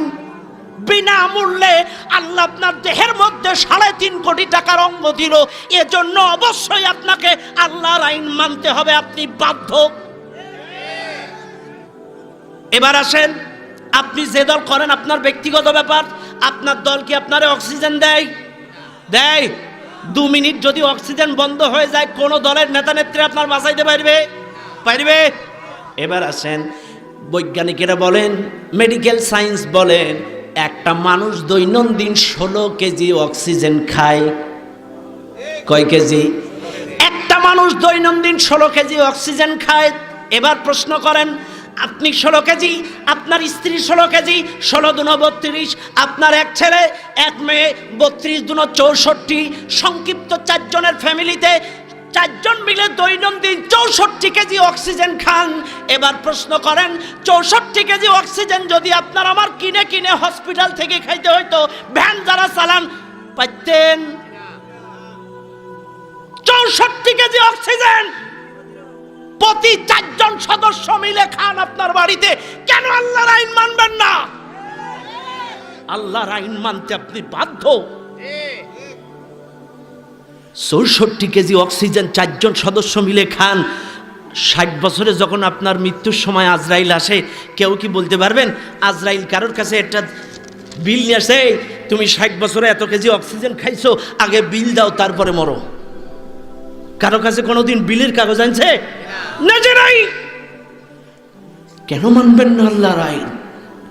ইনিল হুকমু ইল্লা লিল্লাহ, আলা লাহুল খালকু ওয়াল আমর, জমিন যার, আইন চলবে তার, জমিন যার, হুকুম চলবে তার। এখানে মানব রচিত কোনো হুকুম চলবে না। আর আল্লাহর আইনের এগেনস্টে আইন তৈরি করাটাই রুবুবিয়্যাতের ক্ষেত্রে শিরক। ভালো করে বুঝবেন কিন্তু আমার প্রত্যেকটা কথা, মুসলমানেরা। এবার আসেন, আল্লাহ আপনার এই 4টা আঙ্গুলে 4টা গিরি দিল, এই এক একটা আঙ্গুলে 4টা গিরা, এই জায়গায় একটা গিরা, এই জায়গায় একটা গিরা, এইখানে একটা গিরা, ঘাড়ে গিরা, মাজায় গিরা, হাঁটুই গিরা, পায়ের নিচে গিরা, ভাঙা ভুঙোর সিস্টেম। একবার বলেন, আল্লাহ যদি এই ভাঙা ভুঙোর সিস্টেম না দিত, আল্লাহ যদি আপনার বাঁশের মতো টাটকা সোজা বানাইতো, মুরগির রান্ডা দিয়ে গালে তুলতেন কিভাবে? কথা বলেন। মুরগির রান্ডা ভাঙ্গে মাখায় গালে তুলতেন কিভাবে? যদি বাঁশের মতো সোজা হতেন, তাহলে তো এই কথা কন না কেন? সোজা যদি হইতেন পারতেন? পারতেন? পারবেন না। কথা কন না কেন? কেন আল্লাহর আইন মানবেন না? তাইলে মনে রাখতে হবে। একটা লিগ্যাল একটা উদাহরণ দেই, ছোট্ট উদাহরণ। আপনার নাম কি? ইসমাইল ভাই। কি সুন্দর নাম, চেহারা যেমন নামও সেরকম। আলহামদুলিল্লাহ। ভালো করে বুঝবেন, আমি যদি এখন বলি ইসমাইল ভাই আজকের থেকে আপনার বাড়ির যে 10 জন সদস্য, মা বাপ ভাই বোন চাচা চাচি সন্তানাদি 10 জন মিলে আপনার বাড়ির পাঁচিলের সাইড দেয়ালের ভেতরে সব লোকগুলো আমার আইন মোতাবেক চলবেন, উনি কি মানবে? ইনি মানবে? আপনার ওয়াজ মাইকে ভাল লাগছিল, আর বাড়ি না। মাইকে আপনার ওয়াজ ঠিক আছিল, আর বাড়ি আর ওয়াজ চলবে, আপনার ওয়াজ চলবে না। আমার বাড়ির পাঁচিলের ভেতরে আমার আইন চলবে, আপনার আইন চলবে না। আর আমি যদি আমার আইন তার বাড়ি জোর করে চালাইতে যাই, আমার নাকের বাউন্ডারি থাকবে না। ঠিক কিনা গান? তাহলে ভালো করে বুঝবেন, বাজানের বাড়ি যদি আমার আইন না চলে, আর আমার আইন চালাইতে গেলে যদি আমার নাকের বাউন্ডারি না থাকে, আল্লাহ বলে বান্দা একজনের বাড়ি যদি আর একজনের আইন না চলে, আর জোর করে চালাইতে গেলে যদি নাকের বদনা না থাকে, এই জমিন আমার, আসমান আমার, তোমাদেরকে সৃষ্টি করেছি আমি আল্লাহ, এই জমিনে আমার আইন চলবে, এটাই স্বাভাবিক। আমার আইন বাদ দিয়া যদি অন্য কারোর আইন চালাও, কিয়ামতের কঠিন মুসিবতের সময় আমি আল্লাহ তোমাদের একটারও নাকের বাউন্ডারি রাখবো না। একজনের বাড়ি যদি আরেকজনের আইন না চলে, তাহলে জমিন আল্লাহর, আসমান আল্লাহর, এই জমিনে মানব রচিত আইন চালাবেন, আর আল্লাহ আপনার নামাজ রোজার কারণে জান্নাত দিবে, এতটাই সোজা। আমারে ভুল বুঝবেন না, প্রত্যেকটা কথা বেরেন্দি খাটাবেন, কথা ঠিক না বেঠিক? সম্মানিত ভাইরা আমার, তাইলে আল্লাহর আইনের এগেনস্টে আইন তৈরি করাটাই রুবুবিয়্যাতের ক্ষেত্রে শিরক। আল্লাহ বলছেন আস-সারিকু ওয়াস-সারিকাতু, চোর চুরি করলে চোরের হাত কেটে দাও, এটা আল্লাহর আইন। আর আমাদের দেশের আইন বলে চোর চুরি করলে জেল দাও। তার মানে চোরটা এই ধার দিয়ে জেলে ঢুকুক, ওই হাত দিয়ে বাইরয়, তার মানে চোর হয়ে ঢোকে, ডাকাত হয়ে বাইরয়। কথা কন না কেন? গেল 29শে জানুয়ারি এই কুমিল্লার আগে আমার গাড়িতে দাম করে একটা ইট মারছে ডাকাইতে। ড্রাইভার মনে করছে মনে হয় গ্যাসের সিলিন্ডার বাস্ট হয়েছে, ও তাড়াতাড়ি গাড়িটা এক সাইডে থামায়া চেক করছে। হঠাৎ 20 জন এসে ঘিরে ফেলছে, হুজুর বাইর করেন, বাইর করেন। টাকা পয়সা, মোবাইল, গায়ের জ্যাকেটটা পর্যন্ত খুলে নিয়ে গিয়েছে। সবচাইতে দুঃখজনক ব্যাপার, আমার গাড়ির ভিতরে এক ব্যাগ কিতাব থাকে, বিভিন্ন বিষয় ভিত্তিক কিতাব, তাফসির, হাদিস থাকে, কারণ অনেক জায়গায় গেলে বিষয় ভিত্তিক কিছু আলোচনা দেয়। এজন্য গাড়িতে বসে বসে সময় পাইলে আমরা একটু কিতাব বোলাই। আরে ওই ব্যাগটা একটু ভারী হওয়ায় ডাকাতগুলো আমার ব্যাগটাও নিয়ে গিয়েছে, কিতাবের ব্যাগটাও ছাড়ে নাই। দোয়া করেছি আল্লাহ যদি হেদায়েত হয় পড়ুক। কথা গেল 29শে জানুয়ারি, আজকে আল্লাহর আইন বলছে আস-সারিকু ওয়াস-সারিকাতু, চোর চুরি করলে চোরের হাত কেটে দাও। আজকে হ্যাঁ, চোর চুরি করলে চোরের হাত কেটে দাও, এটা আল্লাহর আইন। আর এই আইন যদি আজকের রাষ্ট্রে থাকতো, চোর বলেন, ডাকাত বলেন, স্যান্ডেল চোর, জুতো চোর, টিন চোর, গম চোর, একটা চোরও বাংলাদেশে খুঁজে পাওয়া যাইতো না। আল্লাহর আইন যদি এই সমাজে কায়েম থাকতো, কথা কন ঠিক না বেঠিক? আল্লাহ বলেন আজ-জানিয়াতু ওয়াজ-জানি। আমারে ভুল বুঝবেন না, শহরতলির মসজিদগুলোতে লোকে জুতার টেনশনে ঠিকমতো দোয়াও পড়তে পারে না। জুতা আছে না গেছে, আত-তাহিয়াতুল্লাহি ওয়াস-সালামু, আসসালামু আলাইকুম, আসসালামু আলাইকুম। তুমি জুতার টেনশনে ঠিক মতো সুন্নাত পড়তে পারে না, যে জুতা আছে না গেছে। কথা কন না কে? আমি কি ভুল বললাম? জোরে কান ভুল বললাম? আঙ্গও ছাড় দেয় না, মঞ্চের থেকে অনেক সময় জুতো মাইর হয়ে যায়, না বলে নিয়ে যায়। এই জন্য আল্লাহর না আজকে আছে, কারণ কুমিল্লার লোক খুব ভালো, সুবহানাল্লাহ।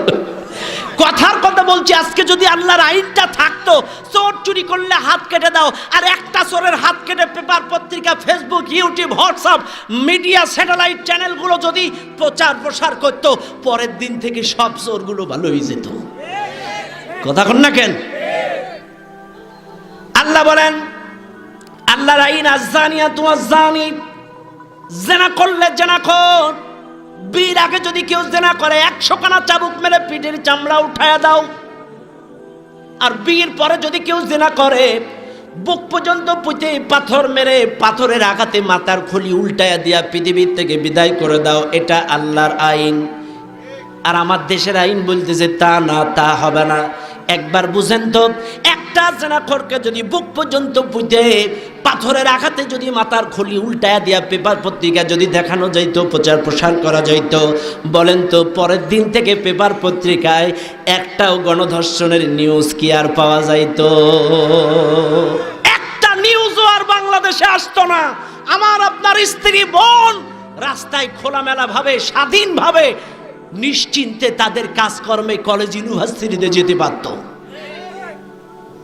কিন্তু আজকের আমার বোন, আপনার বোন যেতে পারে না। কিছু কিছু চ্যাংড়া পোলাপান রাস্তার মোড়ে মোড়ে দাঁড়ায় থাকে, ইফটিজিং। কথা কন না কেন? ওই মোড়ে দাঁড়ায় কথা কন না কেন? গাই কিনা বলেন? ওই যে একটু গিয়ে দিল, বোরকা পরা মেয়ে পাগল করেছে। শয়তানেও লজ্জা পায় এদের গান শুনলে। আমাদের বিরুদ্ধেও গান লিখেছে ওরা। আমরা যে একটু ওয়াজ নসিহত করি, হারাম হালাল যুবকদের বিরোধিতা, একটু হারাম কাজ ইফটিজিং এর বিরুদ্ধে ওয়াজ টাজ করি, ও আঙ্গ বিরুদ্ধে ওরা গান লিখেছে। কি গান? ওয়ালা লাল ফিতে ওয়ালা পাঞ্জাবি ওয়ালা রে দিলি বড় জ্বালা। কতক্ষণ বাইরে উঠছে না? ঠিক আছে কিনা হুজুর? ঠিক কিনা বলেন? এমন গান শয়তানেও লজ্জা পায় শুনলে। একটু বলবো তোমাকে চাই। আচ্ছা আপনারাই কন, কার মেয়ে কার ছেলে তুই ওর কাছে যাবি কেন? তোমাকে চাই আমি আরো কাছে। শয়তান কোথাকার, তোর বিয়ে শাদী হয়নি, তুই ওর কাছে যাবি কেন? ওই এটা তো হারাম। আবার বলতে পারি না মুখে তওবা তওবা।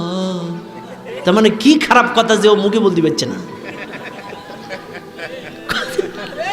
বলতে পারি না মুখে তওবা তওবা, তার মানে কত খারাপ কথা বলার আগে তওবা করছে। কথা কন ঠিক না? এসব গান গাওয়া যাবে না, শোনা যাবে না, মনে রাখবেন এগুলো হারাম। কথা কন ঠিক না বেটি? সম্মানিত ভাইরা, কথায় কথা বেড়া যায়। আল্লাহর আইনের এগেইনস্টে আইন তৈরি করাটাই রুবুবিয়্যাতের ক্ষেত্রে শিরক। কথা বলেন ঠিক না বেঠিক? ভাইরা এবার আসুন, আল্লাহ পাক বলেন সম্পদ ভাগাভাগির ব্যাপারে। আল্লাহ পাক বলেন দুইটা নারী সমান, একটা পুরুষকে আমি আল্লাহ সম্পদ দিলাম। এটা সূরা নিসার মধ্যে আল্লাহ ভাগ করে দিলেন। দুইটা নারী যেই সম্পদ পাবে, একটা পুরুষ সেই সম্পদ পাবে। কিন্তু আমার দেশের কিছু বুদ্ধিজীবীরা বলে না সমান সমান, বলে কি বলে না? আল্লাহ বলছে দুইটা নারী সমান, একটা পুরুষ। এরা বলে সমান কেন? সমান লাগবে কোন জায়গায়? এখন আপনারা বলবেন হুজুর আল্লাহ দুইটা নারী সমান, একটা পুরুষকে কেন একটু সম্পদ বেশি দিল? আসেন একটু ব্যাখ্যা করে বুঝায় দেই। সব বাবারাই কিন্তু জমিদার না।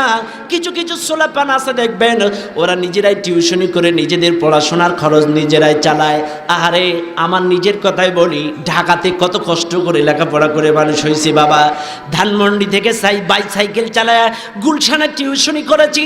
কত কষ্ট করে মেসের ডাল খেয়ে খেয়ে, পাতলা ডাল খেয়ে, যে পানির মধ্যে কোনো ডাল ছিল না, শুধু পানি, মেসের ডাল খেয়ে কত কষ্ট করে মানুষ হয়েছি রে বাবা।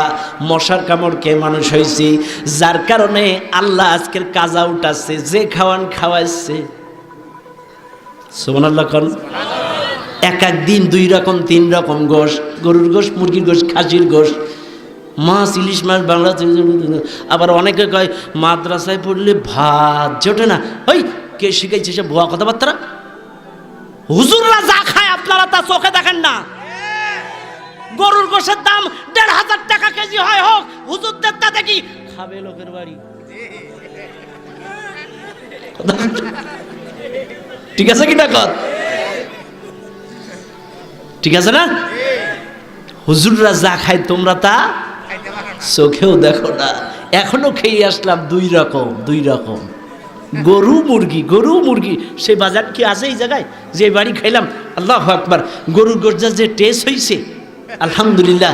চাচিমার আল্লাহ নেক হায়াত বাড়াই দিক, বলেন আমিন। সম্মানিত ভাইরা আমার, কথায় কথা বেড়া যায়। মনে রাখবেন আল্লাহর পুরুষদের কেন সম্পদ বেশি দিল? কারণ ওই পুরুষটা অনেক সময় নিজে লেখাপড়া করে মানুষ হয়, এখানে একটা খরচ। এরপরে বিয়ের সময় শাড়ি সাবান ছুটা দেন মোহরের টাকা, এখানে একটা খরচ। বিয়ের পরে বউয়ের ভরণ পোষণ সাবান ছুটা তিব্বত কদুত্বের লাখ সাবান, এখানে একটা খরচ। এরপরে বিয়ের পরে 3-4টা বাচ্চা কাচ্চা, kindergarten school, cadet school, college, university, এখানে একটা খরচ। আপনার ঈদে 4 বোন 3 বোন জামাই আসবে, এদের ঈদে নতুন জামা কাপড়, এখানে একটা খরচ। আপনার সংসারে আপনার বৃদ্ধ মা আর বাবা, ওদের ভরণ পোষণ, ওষুধ পানি, জামা কাপড়, এখানে একটা খরচ। এত কিছু মিলায় আল্লাহ ওরে একটু বেশি দিল। আর মেয়ে যারা জন্মের থেকে বিয়ে পর্যন্ত fair and lovely face wash যা লাগবে বাপের ঘাড়ে, আর বিয়ের পরে মৃত্যুর আগ পর্যন্ত যা লাগবে স্বামীর ঘাড়ে। এবার কোন তোমাদের সমান লাগবে কোন জায়গায়? বুঝেন না আমার কথা? বুঝছেন তো আল্লাহ কেন পুরুষের সম্পদ বেশি দিল?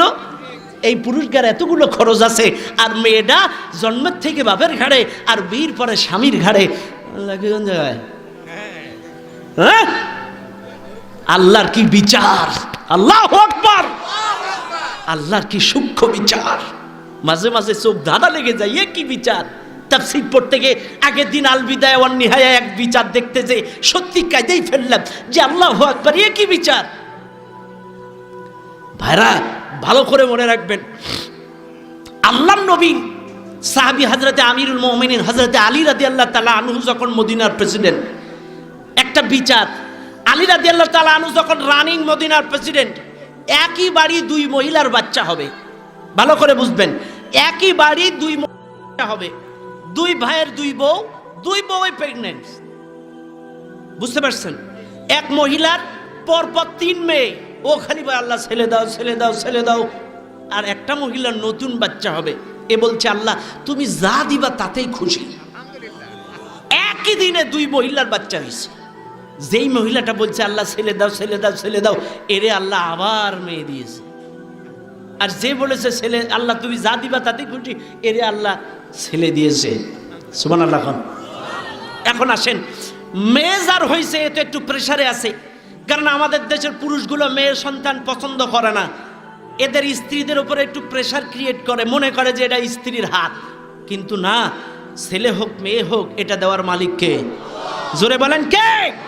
তবে মনে রাখবেন, গোটা হাদিস সিয়াসিত্তার যত হাদিস যতগুলো পড়েছি, একটা হাদিসেও পুরুষ সন্তান জন্ম নিলে রহমতের ফেরেশতা নাজিল হয় কোনো দলিল নেই। কিন্তু মেয়ে সন্তান যে বাড়ি জন্ম নেয় ওই বাড়ি 2টো রহমতের ফেরেশতা নাজিল হয়, স্পষ্ট দলিল।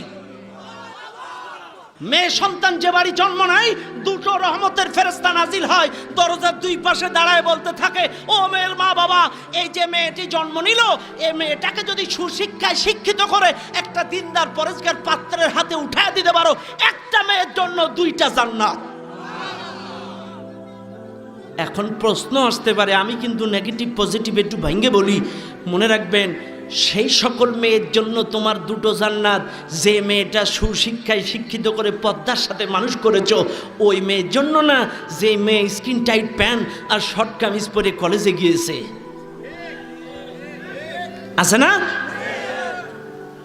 আমারে ভুল বুঝেন না, অনেক বাবা আছে জোহরের নামাজ পড়ে জামাতে, আর উনার 22 বছরের ছোট মেয়েটা বড় পুকুরে পরপুরুষের সাথে গোসল করে জামাতে।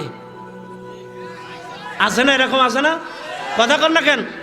ভালো করে বুঝেন, আপনি আমি জোহরের নামাজ পড়ি জামাতে, আপনার বউ আর আমার মেয়ে ওই বরপুকুরি জামাতে গোসল করলো, পরপুরুষের সাথে সাবানও মাখলো। এবার বলেন আল্লাহ কোন জামাতটা কবুল করবে? কথা কন না কেন? আল্লাহ কোন জামাতটা কবুল করবে? এতটাই সোজা না।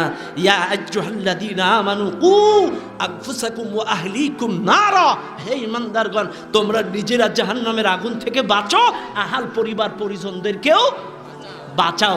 শুধু নিজে নিজে নামাজ পড়বেন, বউকে পর্দায় রাখবেন না, স্ত্রীকে পর্দায় রাখবেন না, আপনি জান্নাতে যাবেন। কথা কন ঠিক না বেঠিক? ভাইরা আমার, বাবাজিরা আমার, একই বাড়ি দুই মহিলার দুই বাচ্চা। যে মহিলা ছেলে ছেলে করলে এরে আল্লাহ দিল মেয়ে, আর যে মহিলা বলল আল্লাহ তুমি যা দিবা তাতে খুশি, এরে দিল আল্লাহ ছেলে। কিন্তু যার মেয়ে হয়েছে তো একটু প্রেশার পড়ে গেল যে আমার বারবার মেয়ে। এই মহিলার টেকনিক্যালি রাতের বেলায় সেই বাচ্চা অল্টারনেট করে নিয়েছে, চুরি করে পাল্টায় নিয়েছে। মেয়েটা দিছে ওর কোলে আর ছেলেটা দিছে এর কোলে, দুইটাই রাতের বেলায় পাল্টায় নিয়েছে। সকাল বেলায় যেই মেয়েটার ছেলে হয়েছে, এই মহিলা বলছে দেখো আমার তো ছেলে হয়েছে। অসচেতন অবস্থায় হলেও কিন্তু বেহুশ অবস্থায় বুঝতে পেরেছে আমার ছেলে। কিন্তু মেয়ে যে হয়েছে দেখবেন অনেক সময় চোরের মায়ের বড় গলা। ও বলছে না আর ছেলে, আর ছেলে। ও বলছে না আমার ছেলে, বলছে না আর ছেলে, আর ছেলে, না আমার ছেলে। দুজনই ঝগড়া বাঁধিয়ে দিয়েছে। খলিফা আমিরুল মুমিনিন হযরতে আলীর দরবারে মামলা ঠুকে দিল। আলীর দরবারে হলো মামলা, কার মেয়ে কার ছেলে, আলী রায় দেন। তৎকালীন সময় কোনো মামলা যদি হতো খুব 3 দিন 6 দিন, খুব জোর 9 দিন, 9 দিনের মধ্যে মামলা খালাস। এখন আসেন আমাদের দেশে মামলা কয় বছর যায়? মোটামুটি 12-13 বছর যায়। যাতে আসামি হোক আর বিসামি হোক, মোটামুটি দুইয়ে সুইছে ওর জমি জায়গা পাইছে যখন শেষ, এরপরে মামলার রায় যাবজ্জীবন। টাকা যেদিকে বেশি পড়বে সেদিকে রায়। এটা দেশ। কিন্তু সেই সময় রায় হতো 3 দিন 6 দিন, খুব জোর 9 দিন। 9 দিনে রায় হয়ে যেত। সম্মানিত ভাইরা, এখন আলীর দরবারে দুই মহিলায় অভিযোগ করেছে। ও বলছে আমার ছেলে, ও বলছে আমার ছেলে, দুইজন অভিযোগ। এখন দুই মহিলাকে অ্যারেস্ট করে কারাগারে ঢুকাইছে। 3 দিন যায়, 6 দিন যায়, 9 দিন যায়, কিন্তু সাক্ষ্য নেই, প্রমাণ নেই, রায় দিতে পারে না। টেনশনে পড়ে গেল হযরতে আলী। দুই মহিলার কোলে মেয়ে, বাচ্চা সন্তান। এদের তো বেশি দিন কারাগারে রাখা যাবে না। কার ছেলে কার মেয়ে এটা কেমনে রায় দেব? কারণ কোনো সাক্ষ্য নেই, প্রমাণ নেই। হযরতে আলী রাতের অন্ধকারে চলে গেল। হযরতে আব্দুল্লাহ ইবনে আব্বাসের কাছে চলে গেলেন। হযরতে আলী আব্বাসের কাছে যেয়ে বলে, আব্বাস আমি তো বড্ড বেকায়দায়। আব্বাস ছিল বিজ্ঞ একজন তাফসীর কারক। আব্বাসের কাছে যে হযরতে আলী ডাক দিয়ে বলে, আব্বাস আমি তো বড্ড বেকায়দায়। কি হয়েছে আব্বাস? শুনে নাও, জেনে নাও। এইবার আলী বলতেছে, আব্বাস শুনে নাও, একই বাড়ি দুই মহিলার দুটো বাচ্চা হয়েছে। এক মহিলার ছেলে, এক মহিলার মেয়ে। রাতের বেলা এটা পাল্টাপাল্টি চুরি করে অল্টারনেট হয়ে গিয়েছে। এখন এ রায় দেব কেমনে? কোনো সাক্ষ্য নেই, কোনো প্রমাণ নেই, রায় দেব কেমনে খুঁজে পাচ্ছি না। হযরতে আব্বাস বিজ্ঞ তাফসীর কারক ছিলেন। আব্বাস ডাক দিয়ে বলে, শুনে নাও, জেনে নাও, আল্লাহ তো মহিলাদেরকে, আল্লাহ পাক তো কোরআনুল কারীমের মধ্যে বলেই দিয়েছেন, দুইটা নারী সমান একটা পুরুষকে আল্লাহ সম্পদ দিয়েছে। এটার কন্টেস্টেড আল্লাহ পাক এই তাফসীরের মধ্যে পাওয়া যায়। এই আব্বাস রাদিয়াল্লাহু তাআলা আনহু তারকিব করে ব্যাখ্যা বিশ্লেষণ করে খুঁজে বের করলো, কারণ আল্লাহ পুরুষের মধ্যে একটু শক্তি পাওয়ার দিচ্ছে বেশি। কারণ পুরুষের হযরতে আব্বাস বলল, আলী তুমি এক কাজ করো। আব্বাস বলল, আল্লাহ সূরা নিসার মধ্যে বলেন, দুইটা নারী সমান একটা পুরুষকে যেহেতু আল্লাহ একটা সম্পদ দিয়েছে, আল্লাহ পুরুষকে একটু যেহেতু বেশি দিয়েছে, এই জায়গায় আল্লাহ নারীর চাইতেও পুরুষকে কিন্তু একটু শক্তিশালীও বানাইছে বেশি। ও আলী শুনে নাও, জেনে নাও, তুমি এক কাজ করো, 2টা কাপ জোগাড় করো। 2টা কাপ জোগাড় করে মহিলাদের রক্ষীর মাধ্যমে দুই মহিলার বুক থেকে সমপরিমাণ 1 কাপ পরিমাণ দুধ তুমি গেলে নাও। মহিলাদের রক্ষীর মাধ্যমে 2 কাপ দুধ তুমি গেলে নাও। আর 2 কাপ দুধ গালার পরে এবার তুমি দাঁড়িপাল্লা হাজির করো। দাঁড়িপাল্লার 2 পাশে 2টা কাপ দুধ দিয়ে দাও, সমপরিমাণ দুধ। যেই দুধটা ভারী হয়ে যাবে, এই দুধটাই হলো ছেলে সন্তানের মায়ের দুধ। কেন ছেলে সন্তানের মায়ের দুধ? কারণ আব্বাস বলেন, ছেলে সন্তানের মায়ের বুকের দুধের মধ্যে আল্লাহ একটু হাই প্রোটিন দিয়ে দেয়। ছেলে সন্তানের মায়ের বুকের দুধের মধ্যে একটু পাওয়ার বেশি দিয়ে দেয়।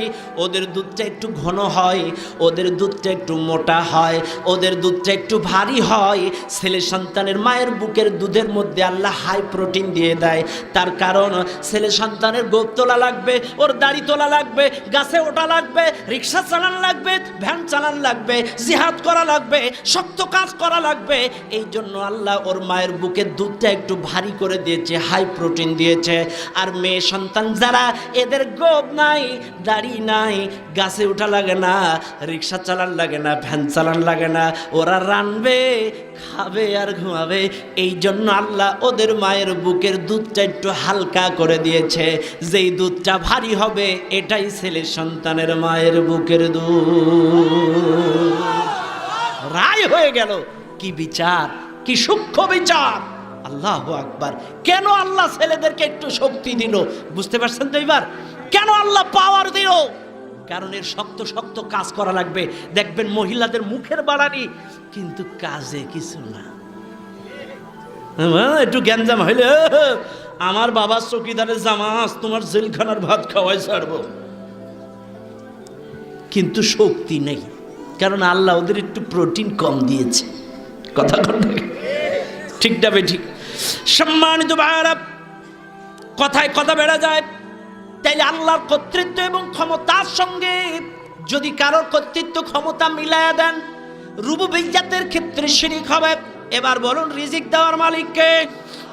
আইন দেওয়ার মালিক কে? বিপদ মুক্ত করার মালিক কে? ক্ষমতা দেওয়ার মালিক কে? সন্তান দেওয়ার মালিক কে? রিজিক দেওয়ার মালিক কে? এবার বলেন ও দুনিয়ার মুসলমানেরা, তাইলে এই সব কিছুর সঙ্গে যদি দুনিয়ার কাউরে মিলান, তাহলে এটা আল্লাহর রুবুবিয়্যাতের ক্ষেত্রে শিরিক হবে। তাহলে রুবুবিয়্যাতের ব্যাখ্যা দিব না। এবার আছেন 3 নম্বর, আল্লাহর উলুহিয়্যাতের সঙ্গে শিরিক। আল্লাহর উলুহিয়্যাত কোনগুলো? মনে রাখবেন, আল্লাহর ইবাদতের সঙ্গে শিরিক। আল্লাহর ইবাদতের সঙ্গে যদি কোনো মানুষ শিরিক করে, আল্লাহ পাক বলেন ওয়াবুদুল্লাহ ওয়া লা তুশরিকু বিহি শাইআ ওয়া বিল ওয়ালিদাইনি ইহসানা। আল্লাহ বলেন আমার গোলামি করো, আমার সঙ্গে কারোর অংশীদার সাব্যস্ত করো না। মনে রাখবেন মুসলমানেরা, আল্লাহ আরেক জায়গায় বলেন, কোন মানুষ যদি নামাজ রোজা তাসবিহ তাহলিল করে কিয়ামতের কঠিন মুসিবতের ময়দানে জান্নাতে যদি আমি আল্লাহর দিদার সাক্ষাৎ মুআমালাত মুআশারাত যদি কোনো মানুষ চায়, সত্য হলো 2টা। 1 নম্বর সত্য, ফামান কানা ইয়ারজু লিকা রাব্বিহি ফালিয়ামাল আমালান সালিহান ওয়া লা ইউশরিক বিইবাদাতি রাব্বিহি আহাদা। আল্লাহ বলেন সত্য 2টা। 1 নম্বর আমলে সালেহ করতে হবে। 2 নম্বর হলো আল্লাহর ইবাদতের মাধ্যমে, আল্লাহর ইবাদতের ভিতরে কাউকে শিরক করা যাবে না, কাউকে অংশীদার করা যাবে না। এবার আসেন, আল্লাহর সামনে সেজদা দেওয়া ইবাদত। কথা কোন রাখেন, আল্লাহর সামনে সেজদা দেওয়া ইবাদত। একই সিজদা যদি কোনো পীরের দরবারে দেন, একই সিজদা যদি কোনো মাজারে দেন, একই সিজদা যদি কোনো কবরের সামনে দেন, এগুলো আল্লাহর ইবাদতের সাথে উলুহিয়্যাতের সঙ্গে শিরক। আমারে ভুল বুঝবেন না, কসম আল্লাহর, আমি কোনো হক্কানি পীরকে অপমান অপদস্থ করার জন্য আসি নাই। কারণ এখানে একজন হক্কানি পীর আছে। মুসলমানেরা আমাকে ভুল বুঝবেন না, আমি কিন্তু বোঝানোর জন্যই বলছি। এখানে একজন হক্কানি পীর আছে, হকের পথে আছে, ন্যায়ের পক্ষে আছে। কথা কন ঠিক না বেঠিক? উনি মারা গিয়েছেন না? উনি মারা গিয়েছেন, হকের পক্ষে ছিলেন, ন্যায়ের পক্ষে ছিলেন, অন্যায়ের বিরুদ্ধে ছিলেন। এই জন্য আমি কোনো হক্কানের বিরুদ্ধে, পীরের বিরুদ্ধে নয়। তবে মনে রাখবেন, যেই পীরেরা ব্যবসা করে, যেই পীরেরা পেট ভরার ব্যবস্থা করে, একটা কথা স্পষ্ট শুনে নেন, হক্কানি পীর যারা, তারা কখনো নিজেরা ঘুমাইতে পারে না, ঠিক মতো খাইতেও পারে না। একটাই টেনশন, এ জাতির মানুষদেরকে, এ দুনিয়ার মানুষদেরকে কেমনে আল্লাহওয়ালা বানানো যায়, কেমনে আল্লাহ রসুলের পথ দেখানো যায়, এই চিন্তায় হক্কানি পীরেরা ঠিক মতো খাওয়া দাওয়া, ঘুমাইতে পারে না। আর 2 নম্বর চিটার বাটপার যারা, এরা নিজেদের পেট ভরার তালে ব্যস্ত থাকে। কথা বলেন ঠিক না বেঠিক? হক্কানি পীরেরা কখনো বলে না যে গরু আনো, ছাগল আনো, মুরগ আনো, এক একটা স্টাইল দেখবেন, এক একটা বাচ্চা হাতি। কথা কন না কেন? আমারে ভুল বুঝেন না, হক্কানি পীরেরা কখনো আচ্ছা খাওয়া খাইতে পারে না। হক্কানি পীরেরা সুন্নাতি খানা খায়, তারা কখনো বাচ্চা হাতি হবে না। সুন্নাতি খানা খেতে হবে, 1 ভাগ খানা, 1 ভাগ পানি, 1 ভাগ খালি, এটা সুন্নাতি খানা খাওয়া। কেমন পীর যে খাওয়ার সময় যত জম্মের খাওয়া খায়? কথা বলেন না কেন? বিশ্বাস করেন, আমারে ভুল বুঝেন না, আমিও কিন্তু আমার শ্বশুর বাড়ির গোষ্ঠী কিন্তু ফুরফুরা সিলসিলার। ভালো করে বুঝবেন, আমার শ্বশুর বাড়ির গোষ্ঠী, আমি যেই গোষ্ঠীতে বিয়ে করছি, এরা হলো ফুরফুরা সিলসিলার আল্লামা রুহুল আমিন রহমাতুল্লাহ আলাইহির অরেশ, তার মানে ওদের গোষ্ঠীর ভেতরে আমি বিয়ে করেছি। কাজে আমার কোনো হক্কানি পীরের প্রতি কোনো অবজেকশন নাই, কিন্তু যেখানে পূজা হয়, যেখানে সেজদা হয়, যেখানে মান্যত হয়, এগুলো কিন্তু অবশ্যই শিরক। কারণ আল্লাহর সামনে সেজদা করা ইবাদত, একই সেজদা কোনো মাজারে, কোনো মানুষের পায়ে সেজদা করা শিরক। আল্লাহর কাছে কোনো কিছু চাওয়াটা ইবাদত, একই চাওয়া কোনো মানুষের কাছে, কোনো মানুষের দরবারে, কোনো পীরের কাছে চাওয়া শিরক। আল্লাহর কাছে সন্তান চাইতে হবে। আজকে ইব্রাহিম আলাইহিস সালাম 86 বছর পর্যন্ত ওয়েট করলো, আর আপনি আমি 5 বছর বিয়ে করে ধৈর্য হয় না মোরগ নিয়ে বাবার দরবারে? হ্যাঁ, ইব্রাহিম আলাইহিস সালাম 86 বছর পর্যন্ত ওয়েট করেছে, তাও দোয়া করতো না। দোয়া করেছে একটি কারণে, যে বংশ ঐতিহ্য নবুয়তি ধরে রাখার জন্য তিনি দোয়া করেছিল। আর আপনি 5টা বছর বিয়ে করে ধৈর্য ধরতে পারেন না, খাসি নিয়ে বাবার দরবারে, বাবা একটা গাছরা ওষুধ দাও, আমার বাবার একটু, আমার বউয়ের পেটে বাচ্চা থাক। মনে রাখবেন, এ কথা যদি কেউ বিশ্বাস করে, বাবার তাবিজে, বাবার গাছ পড়া, বাবার পানি পড়ায় আমার স্ত্রীর বাচ্চা হয়েছে, এ আকীদায় যদি কেউ বিশ্বাস করে, আল্লাহ বলেন ইন্নাহু মান ইউশরিক বিল্লাহি ফাকাদ হারামাল্লাহু আলাইহিল জান্নাতা ওয়া মাওয়াহুন নার। ওদের জন্য আল্লাহ জান্নাত হারাম, ওয়া মাওয়াহুন নার, ওদের আবাসস্থল জাহান্নাম। কার কথা? তাহলে মনে রাখবেন, মানুষ মানুষকে কিছু দিতে পারেন কে? সন্তান দেওয়ার মালিক কে? জোরে কান, বিপদ আপদ মুক্ত করার মালিক কে? এমনও লোক আছে, আল্লাহ রাসূল বলে ওয়ামা ইউমিনু আকসারুহুম বিল্লাহি ইল্লা ওয়া হুম মুশরিকুন। অধিকাংশ মানুষ ঈমান আনার পরেও মুশরিক থাকবে। কারণ কি? ওরা নামাজ পড়ে মসজিদে, আর কোনো কিছু চাওয়ার দরকার হলে বাবার দরবারে। কথা কন না কেন? নামাজ পড়ে মসজিদে, সেজদা দেয় মসজিদে, আর কিছু দরকার হলে বাবা বিদেশ যাব, একটু ভিসার ব্যবস্থা করে দাও।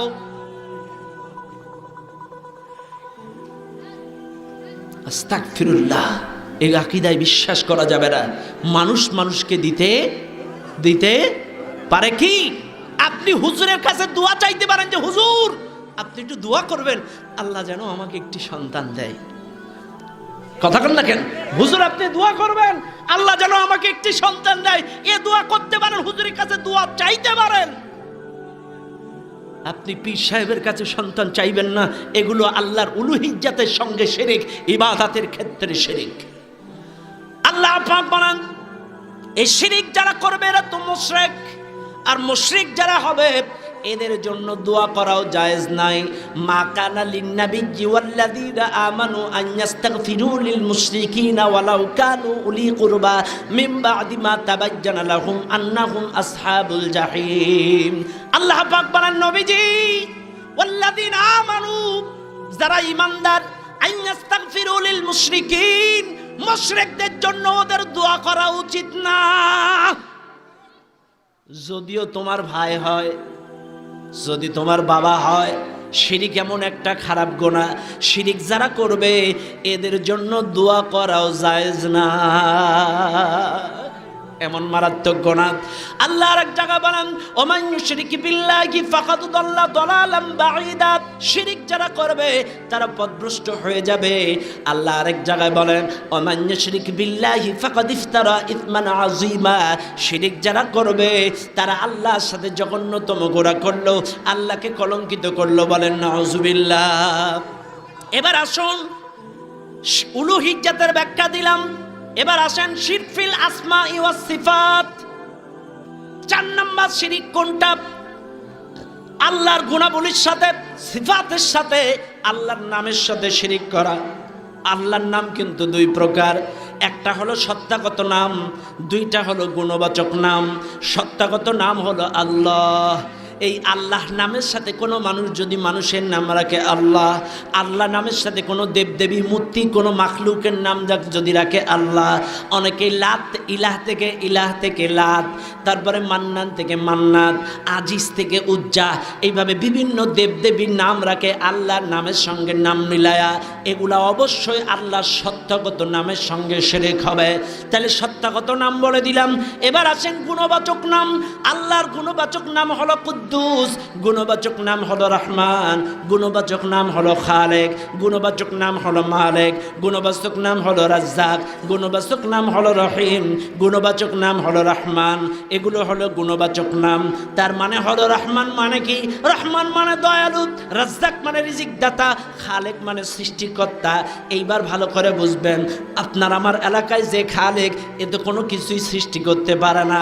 আপনার আমার এলাকায় যে রাজ্জাক সে তো রিজিক দিতে পারে না। আপনার আমার এলাকায় যে রহমান সে তো দয়ালু, দয়া করতে পারে না।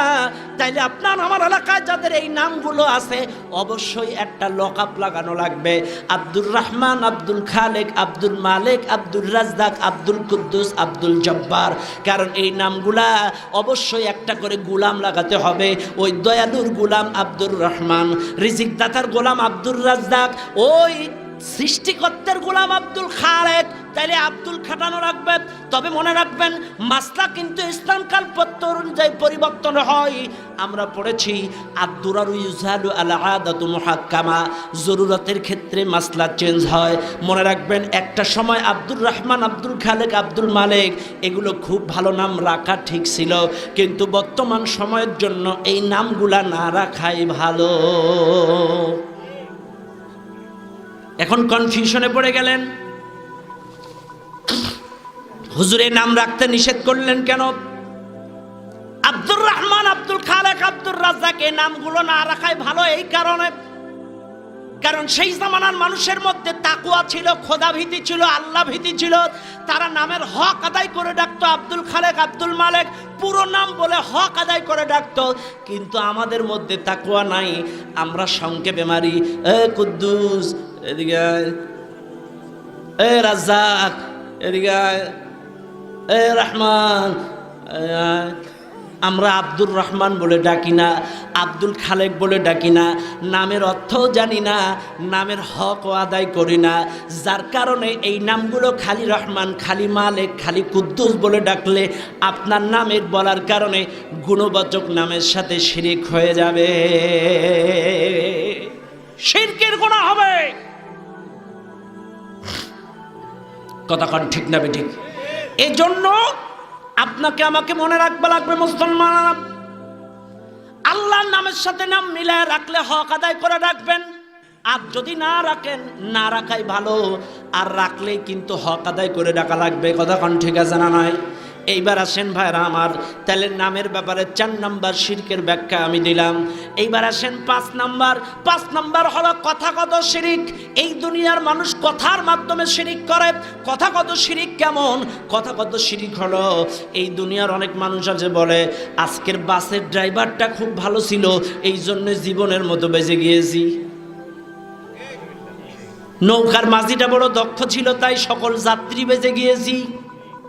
আশেপাশে সব বাড়ি চুরি হয়েছে, আমার বাড়ি একটা কুকুর ছিল, তাই চোরের হাত থেকে বেঁচে গিয়েছি। কথা কথাকে রাস্তার বাড়ে পুকুরে যদি একটা বাচ্চা ডুবে যায়, আর বাজান যদি দেখতে পাই, বাজান যদি যে ওই বাচ্চাটা যদি টান মেরে রাস্তায় উঠাই, ওর মা এসে দৌড় মেরে বলে, পিসাব আপনি যদি না তুলতেন আমার বাচ্চা বাঁচত না। অথচ পীর সাহেব বাঁচানোর মালিক না। কথাটা বলা লাগবে, পীর সাহেব হুজুর আপনার উসিলায় আল্লাহ আমার বাচ্চাটারে বাঁচায়া দিছে।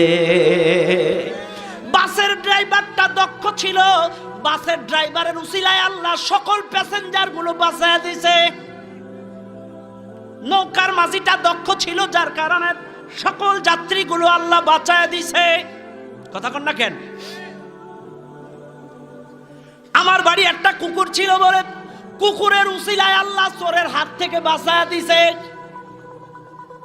এইভাবে বললে গুনাহ হবে না, কিন্তু যদি বলেন বাসের ড্রাইভার আজদের জন্য আমরা বেঁচে গিয়েছি, এগুলো শিরকের গুনাহ হবে। তাহলে কথাগুলো শিরিক কোনগুলা বলে দিলাম। এবার আসেন, এই দুনিয়ার মানুষ কার্যগত শিরিক করে। কার্যগত শিরিক কোনগুলা? কার্যগত শিরিক হলো কোন মানুষ যদি কোনো শুভ কাজে যায়, কোনো কাজে যাচ্ছে, পেছন থেকে যদি কেউ ডাকে, এই তো দিলে তো, পেছন থেকে কেউ ডাকে, যাচ্ছিলাম একটা ভালো কাজে, দিলে তো নষ্ট করে, কথা কোন আছে না? যদি বিড়াল পা মারায়, হুতুম পেঁচা যদি ডাকে, বাড়ির আঙ্গিনায় যদি কাক এসে কা কা করে, বলে কার কপাল পুড়ল, বলে না? যদি কান্ডারি ডাকে, বলে ওখানে কুটুম আসতেছে, কথা কন না কেন? এরপরে হলো থালা বাসন যদি হাতের থেকে পড়ে যায়, মনে করে মেহমান আসতেছে, করে না? করে না?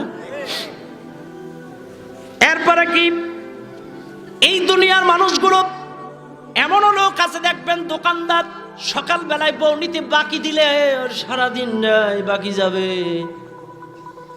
বউ নিতে বাকি দেওয়া যাবে না, সন্ধ্যাবেলায় আজান দিলে বাকি দেওয়া যাবে না। এই সব আকীদা, এগুলো হলো কার্যগত শিরক। কারণ সকালবেলায় বউ নিতে বাকি দিলে রিজিকের অভাব হয় না, সন্ধ্যাবেলায় বাকি দিলে রিজিকের অভাব হয় না, কাকে এসে কা কা করে ডাকলে বিপদ আপদ হয় না, শুভ কাজে যাওয়ার সময় পেছন থেকে ডাকলে বিপদ আপদ হয় না, হুতুম পেঁচা ডাকলে বিপদ আপদ আসে না। মনে রাখবেন, মা আসাবাকা মিন হাসানাতিন ফামিনাল্লাহ, যত কল্যাণ হয় আল্লাহর পক্ষ থেকে, আর বিপদ আপদ মুসিবত যা আসে, ওমা আসাবাকা মিন সাইয়্যাতিন ফামিন নাফসিক, তোমাদের নিজেদের কারণে। তোমার আজকে ডায়াবেটিস, হাই প্রেশার, নিত্য নতুন রোগ, তুমি দোষ দাও ডাক্তারের না, তুমি নিজে অ্যানালাইসিস করো, গবেষণা করো, গবেষণা করো, তোমার কেন আজকের হাই প্রেশার? বয়সকালে জন্মের খাওয়া খাইছো, না কেন? কি খাওয়াটা খাইছো? এই পর্যন্ত কোন জায়গায় যদি দাওয়াত থাকে, এই পর্যন্ত খেয়ে জোহরের নামাজ আর শেষ তাসবিহ পড়তে পারে না, যে খাওয়াটা খাইছে, কথা কর না কেন? ডায়াবেটিস তো এমনি হয় না, তোমার নিজের কারণে ডায়াবেটিস। ভালো করে বুঝবেন, মেডিকেল সায়েন্স বলে আপনি পারবেন 3 কেজি, যদি 5 কেজি চাপান, অতিরিক্ত হলে প্রেশার নিতে পারে না, ওটাই ডায়াবেটিসের কারণ। কথার কথা, আপনার সংসারিক খরচ দৈনন্দিন 500 টাকা ইনকাম করলেই আপনার চলে যায়, কিন্তু আপনি বড় লোক হওয়ার জন্য রাত দিন 24 ঘন্টা পরিশ্রম করেন। একটা মানুষের দেহে তো বিশ্রামের দরকার, অতিরিক্ত হাত পরিশ্রম হয়ে গেলে শরীরে টানতে পারে না, ওটাই ডায়াবেটিসের কারণ হয়ে যায়। মানসিক টেনশন যদি অতিরিক্ত হয়, ওটাই ডায়াবেটিসের কারণ। বুঝেন নাই ভাইরা আমার, বাবাজিরা আমার, শুধু এই কারণ নয়, আপনার কারণে যদি কারোর চোখের পানি পড়ে, আপনার কারণে যদি এলাকা ছাড়া লাগে, আপনার কারণে যদি কারোর জমি জমা হাত ছড়া হয়ে যায়, আপনি যদি কারোর কষ্ট দেন, দুঃখ দেন, বেদনা দেন, আর ওই লোকটার চোখের পানি যদি ঝরে, বুকের থেকে দীর্ঘ শ্বাস যদি পড়ে, এই দীর্ঘ দুঃখের শ্বাস যদি কারোর মুখ থেকে বার হয়, ওই দীর্ঘ শ্বাসটা পয়জন হয়ে তোমার শরীরে রোগ বাসা করে। কার চোখের পানি ফলাইছো, ওই চোখের পানিটা তোমার শরীরে নিত্য নতুন রোগে বাসা বাঁধে। কারণ আল্লাহ বলেন, আল্লাহ নবী বলেন, ওয়াত্তাকুল্লাহা দাওয়াতাল মাজলুম ফাইন্না লাইসা বাইনাহু ওয়া বাইনাল্লাহিল হিজাব।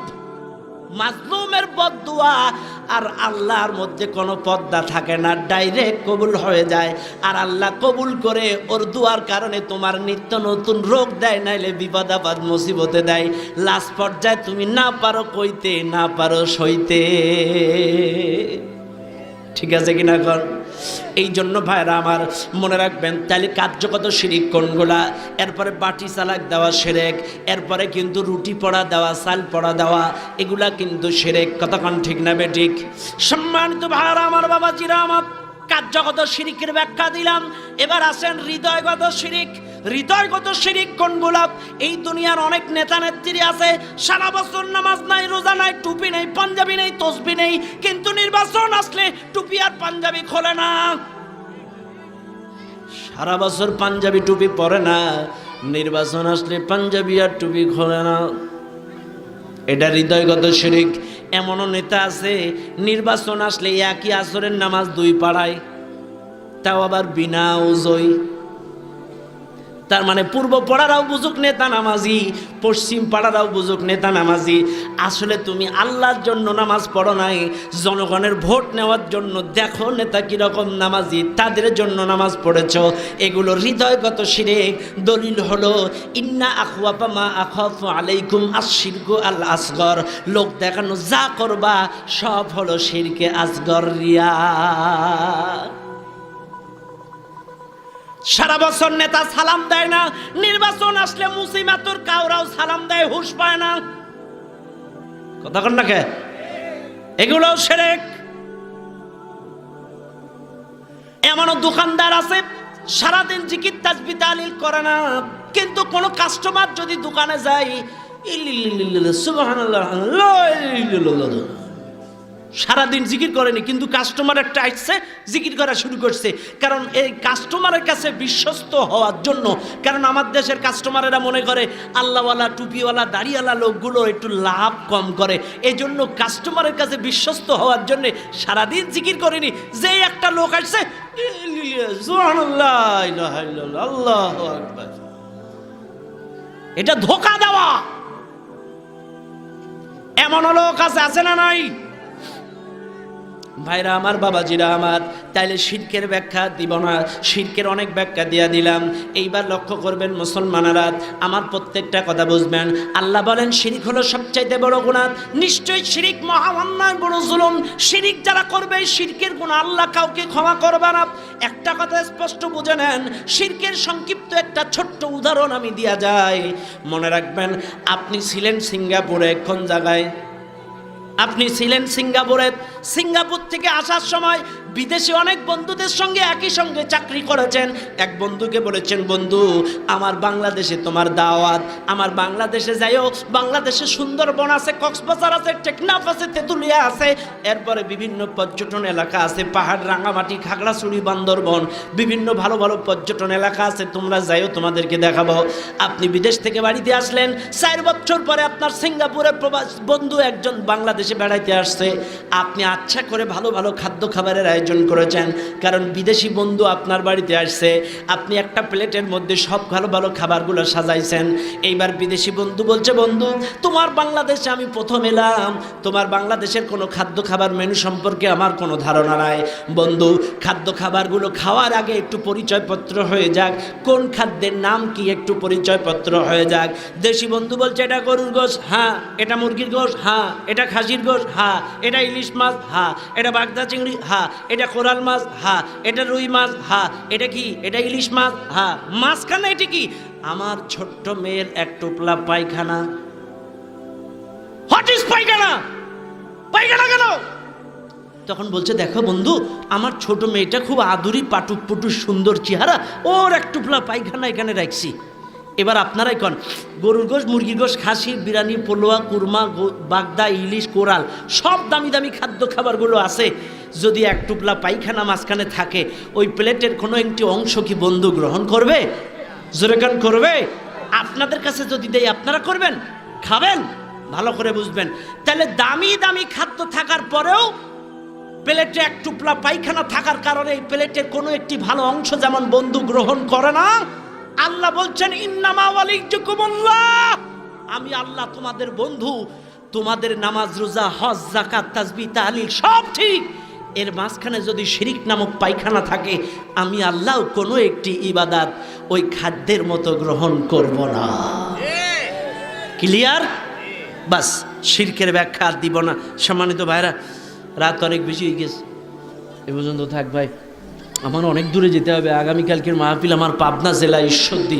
আমি দাওয়াত নেওয়ার সময় বারবার বলেছিলাম আমার একটু সকাল সকাল উঠায় দেবেন, কারণ গভীর রাত্রে ওয়াজ করা ঠিক না।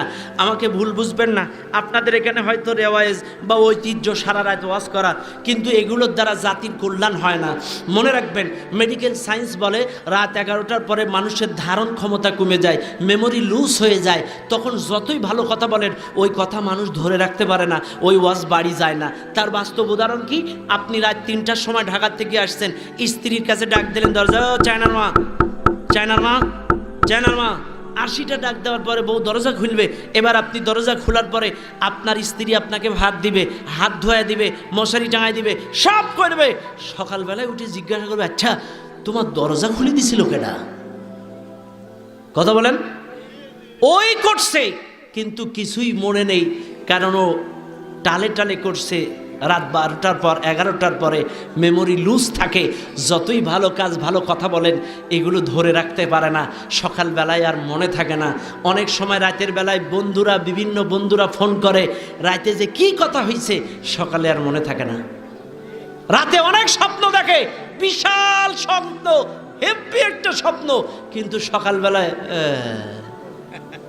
মনে নেই। কথা কর না কেন? বিশাল স্বপ্ন, টেস্টফুল স্বপ্ন, কিন্তু সকালবেলা, কারণ ওর মেমোরিটা লুজ ছিল। যতই ভালো ভালো জিনিস দেখুক আর করুক আর কালুক, এগুলো ধরে রাখতে পারে না। এই জন্য সম্মানিত ভাইরা, আল্লাহ নবী বলেন রাত এশার নামাজের পরে যত সম্ভব দ্রুত ঘুমায় যাও, ফজরের নামাজের যত্নের কারণে। এজন্য গভীর রাত পর্যন্ত ওয়াজ করাটা শরিয়াত সম্মত হবে না। এজন্য আমি বলবো রাত 12টার মধ্যে ওয়াজ শেষ করবেন। যেহেতু হক্কানি পীরের দরবার, এখানে ন্যায়ের পক্ষে ছিলেন হক্কানি পীর সাহেব, আমার বাজানো ন্যায়ের পক্ষে, হকের পক্ষে। এজন্য বলবো রাত 2টা 3টা বক্তা রাখবেন, মাগরিব থেকে ঈশা একটা, 8টা থেকে 10টা একটা, 10টা থেকে 12টা একটা। আলহামদুলিল্লাহ ওয়াজ শেষ, সবাই বাড়ি যাবে, শান্তিপূর্ণ ঘুমাবে। পরের দিন সকালে ফজরের নামাজ হবে। সকালবেলায় যে যার মতো কৃতকর্মে কাজে কামে লিপ্ত হবে, কারোর কোনো ক্লান্তি আসবে না। সারা রাত ওয়াজ শুনবে, সকালবেলায় কাজে করবে, যে ফাঁকি দেবে, ভ্যান চালানোর সময় ঝিমাবে, চাকরি করার সময় ঝিমাবে, কম ব্যবসা করার সময় ঝিমাবে, এরপরে ফজরের নামাজে উঠবে না। সব দায়ভার নিতে হবে এই কমিটির। এই জন্য শরিয়াত সম্মত রাত 12টার ভিতরেই ওয়াজ করা। সম্মানিত ভাইরা, আমাকে ভুল বুঝবেন না, আমি উপদেশ দেওয়ার জন্য আসিনি। তবে একটা জিনিস মনে রাখবেন, শিক্ষা থাকলেই কিন্তু চলে না। শিক্ষা আর দীক্ষা দুটো জিনিসই দরকার। শিক্ষা থাকে বইয়ে, শিক্ষা থাকে কিসে? বইয়ে, কিতাবে। শিক্ষা থাকে কিতাবে, বইয়ে। সার্টিফিকেট অর্জন করে, এটা শিক্ষা। কিন্তু দীক্ষা যদি না থাকে কাজে আসবে না। আজকের অনেক মানুষ সার্টিফিকেট আছে, ডিগ্রি আছে, কিন্তু দীক্ষা না থাকার কারণে ওদের মনুষ্যত্ব নেই, বিবেক নেই, বিবেকতা নাই, নৈতিক আদর্শ নেই। এগুলো হয় দীক্ষার কারণে। মনে রাখবেন, শিক্ষা আর দীক্ষা একসঙ্গে দরকার। শিক্ষা থাকে কিতাবে আর দীক্ষা দেয় উস্তাদে। আজকে আপনারা সবাই স্টুডেন্ট আর আমরা হলাম শিক্ষক। কথাক্ষণ ঠিক না বেঠিক? এজন্য শিক্ষা আর দীক্ষা দুটোই একসঙ্গে গ্রহণ করবেন, তাইলে জীবন পাল্টে যাবে।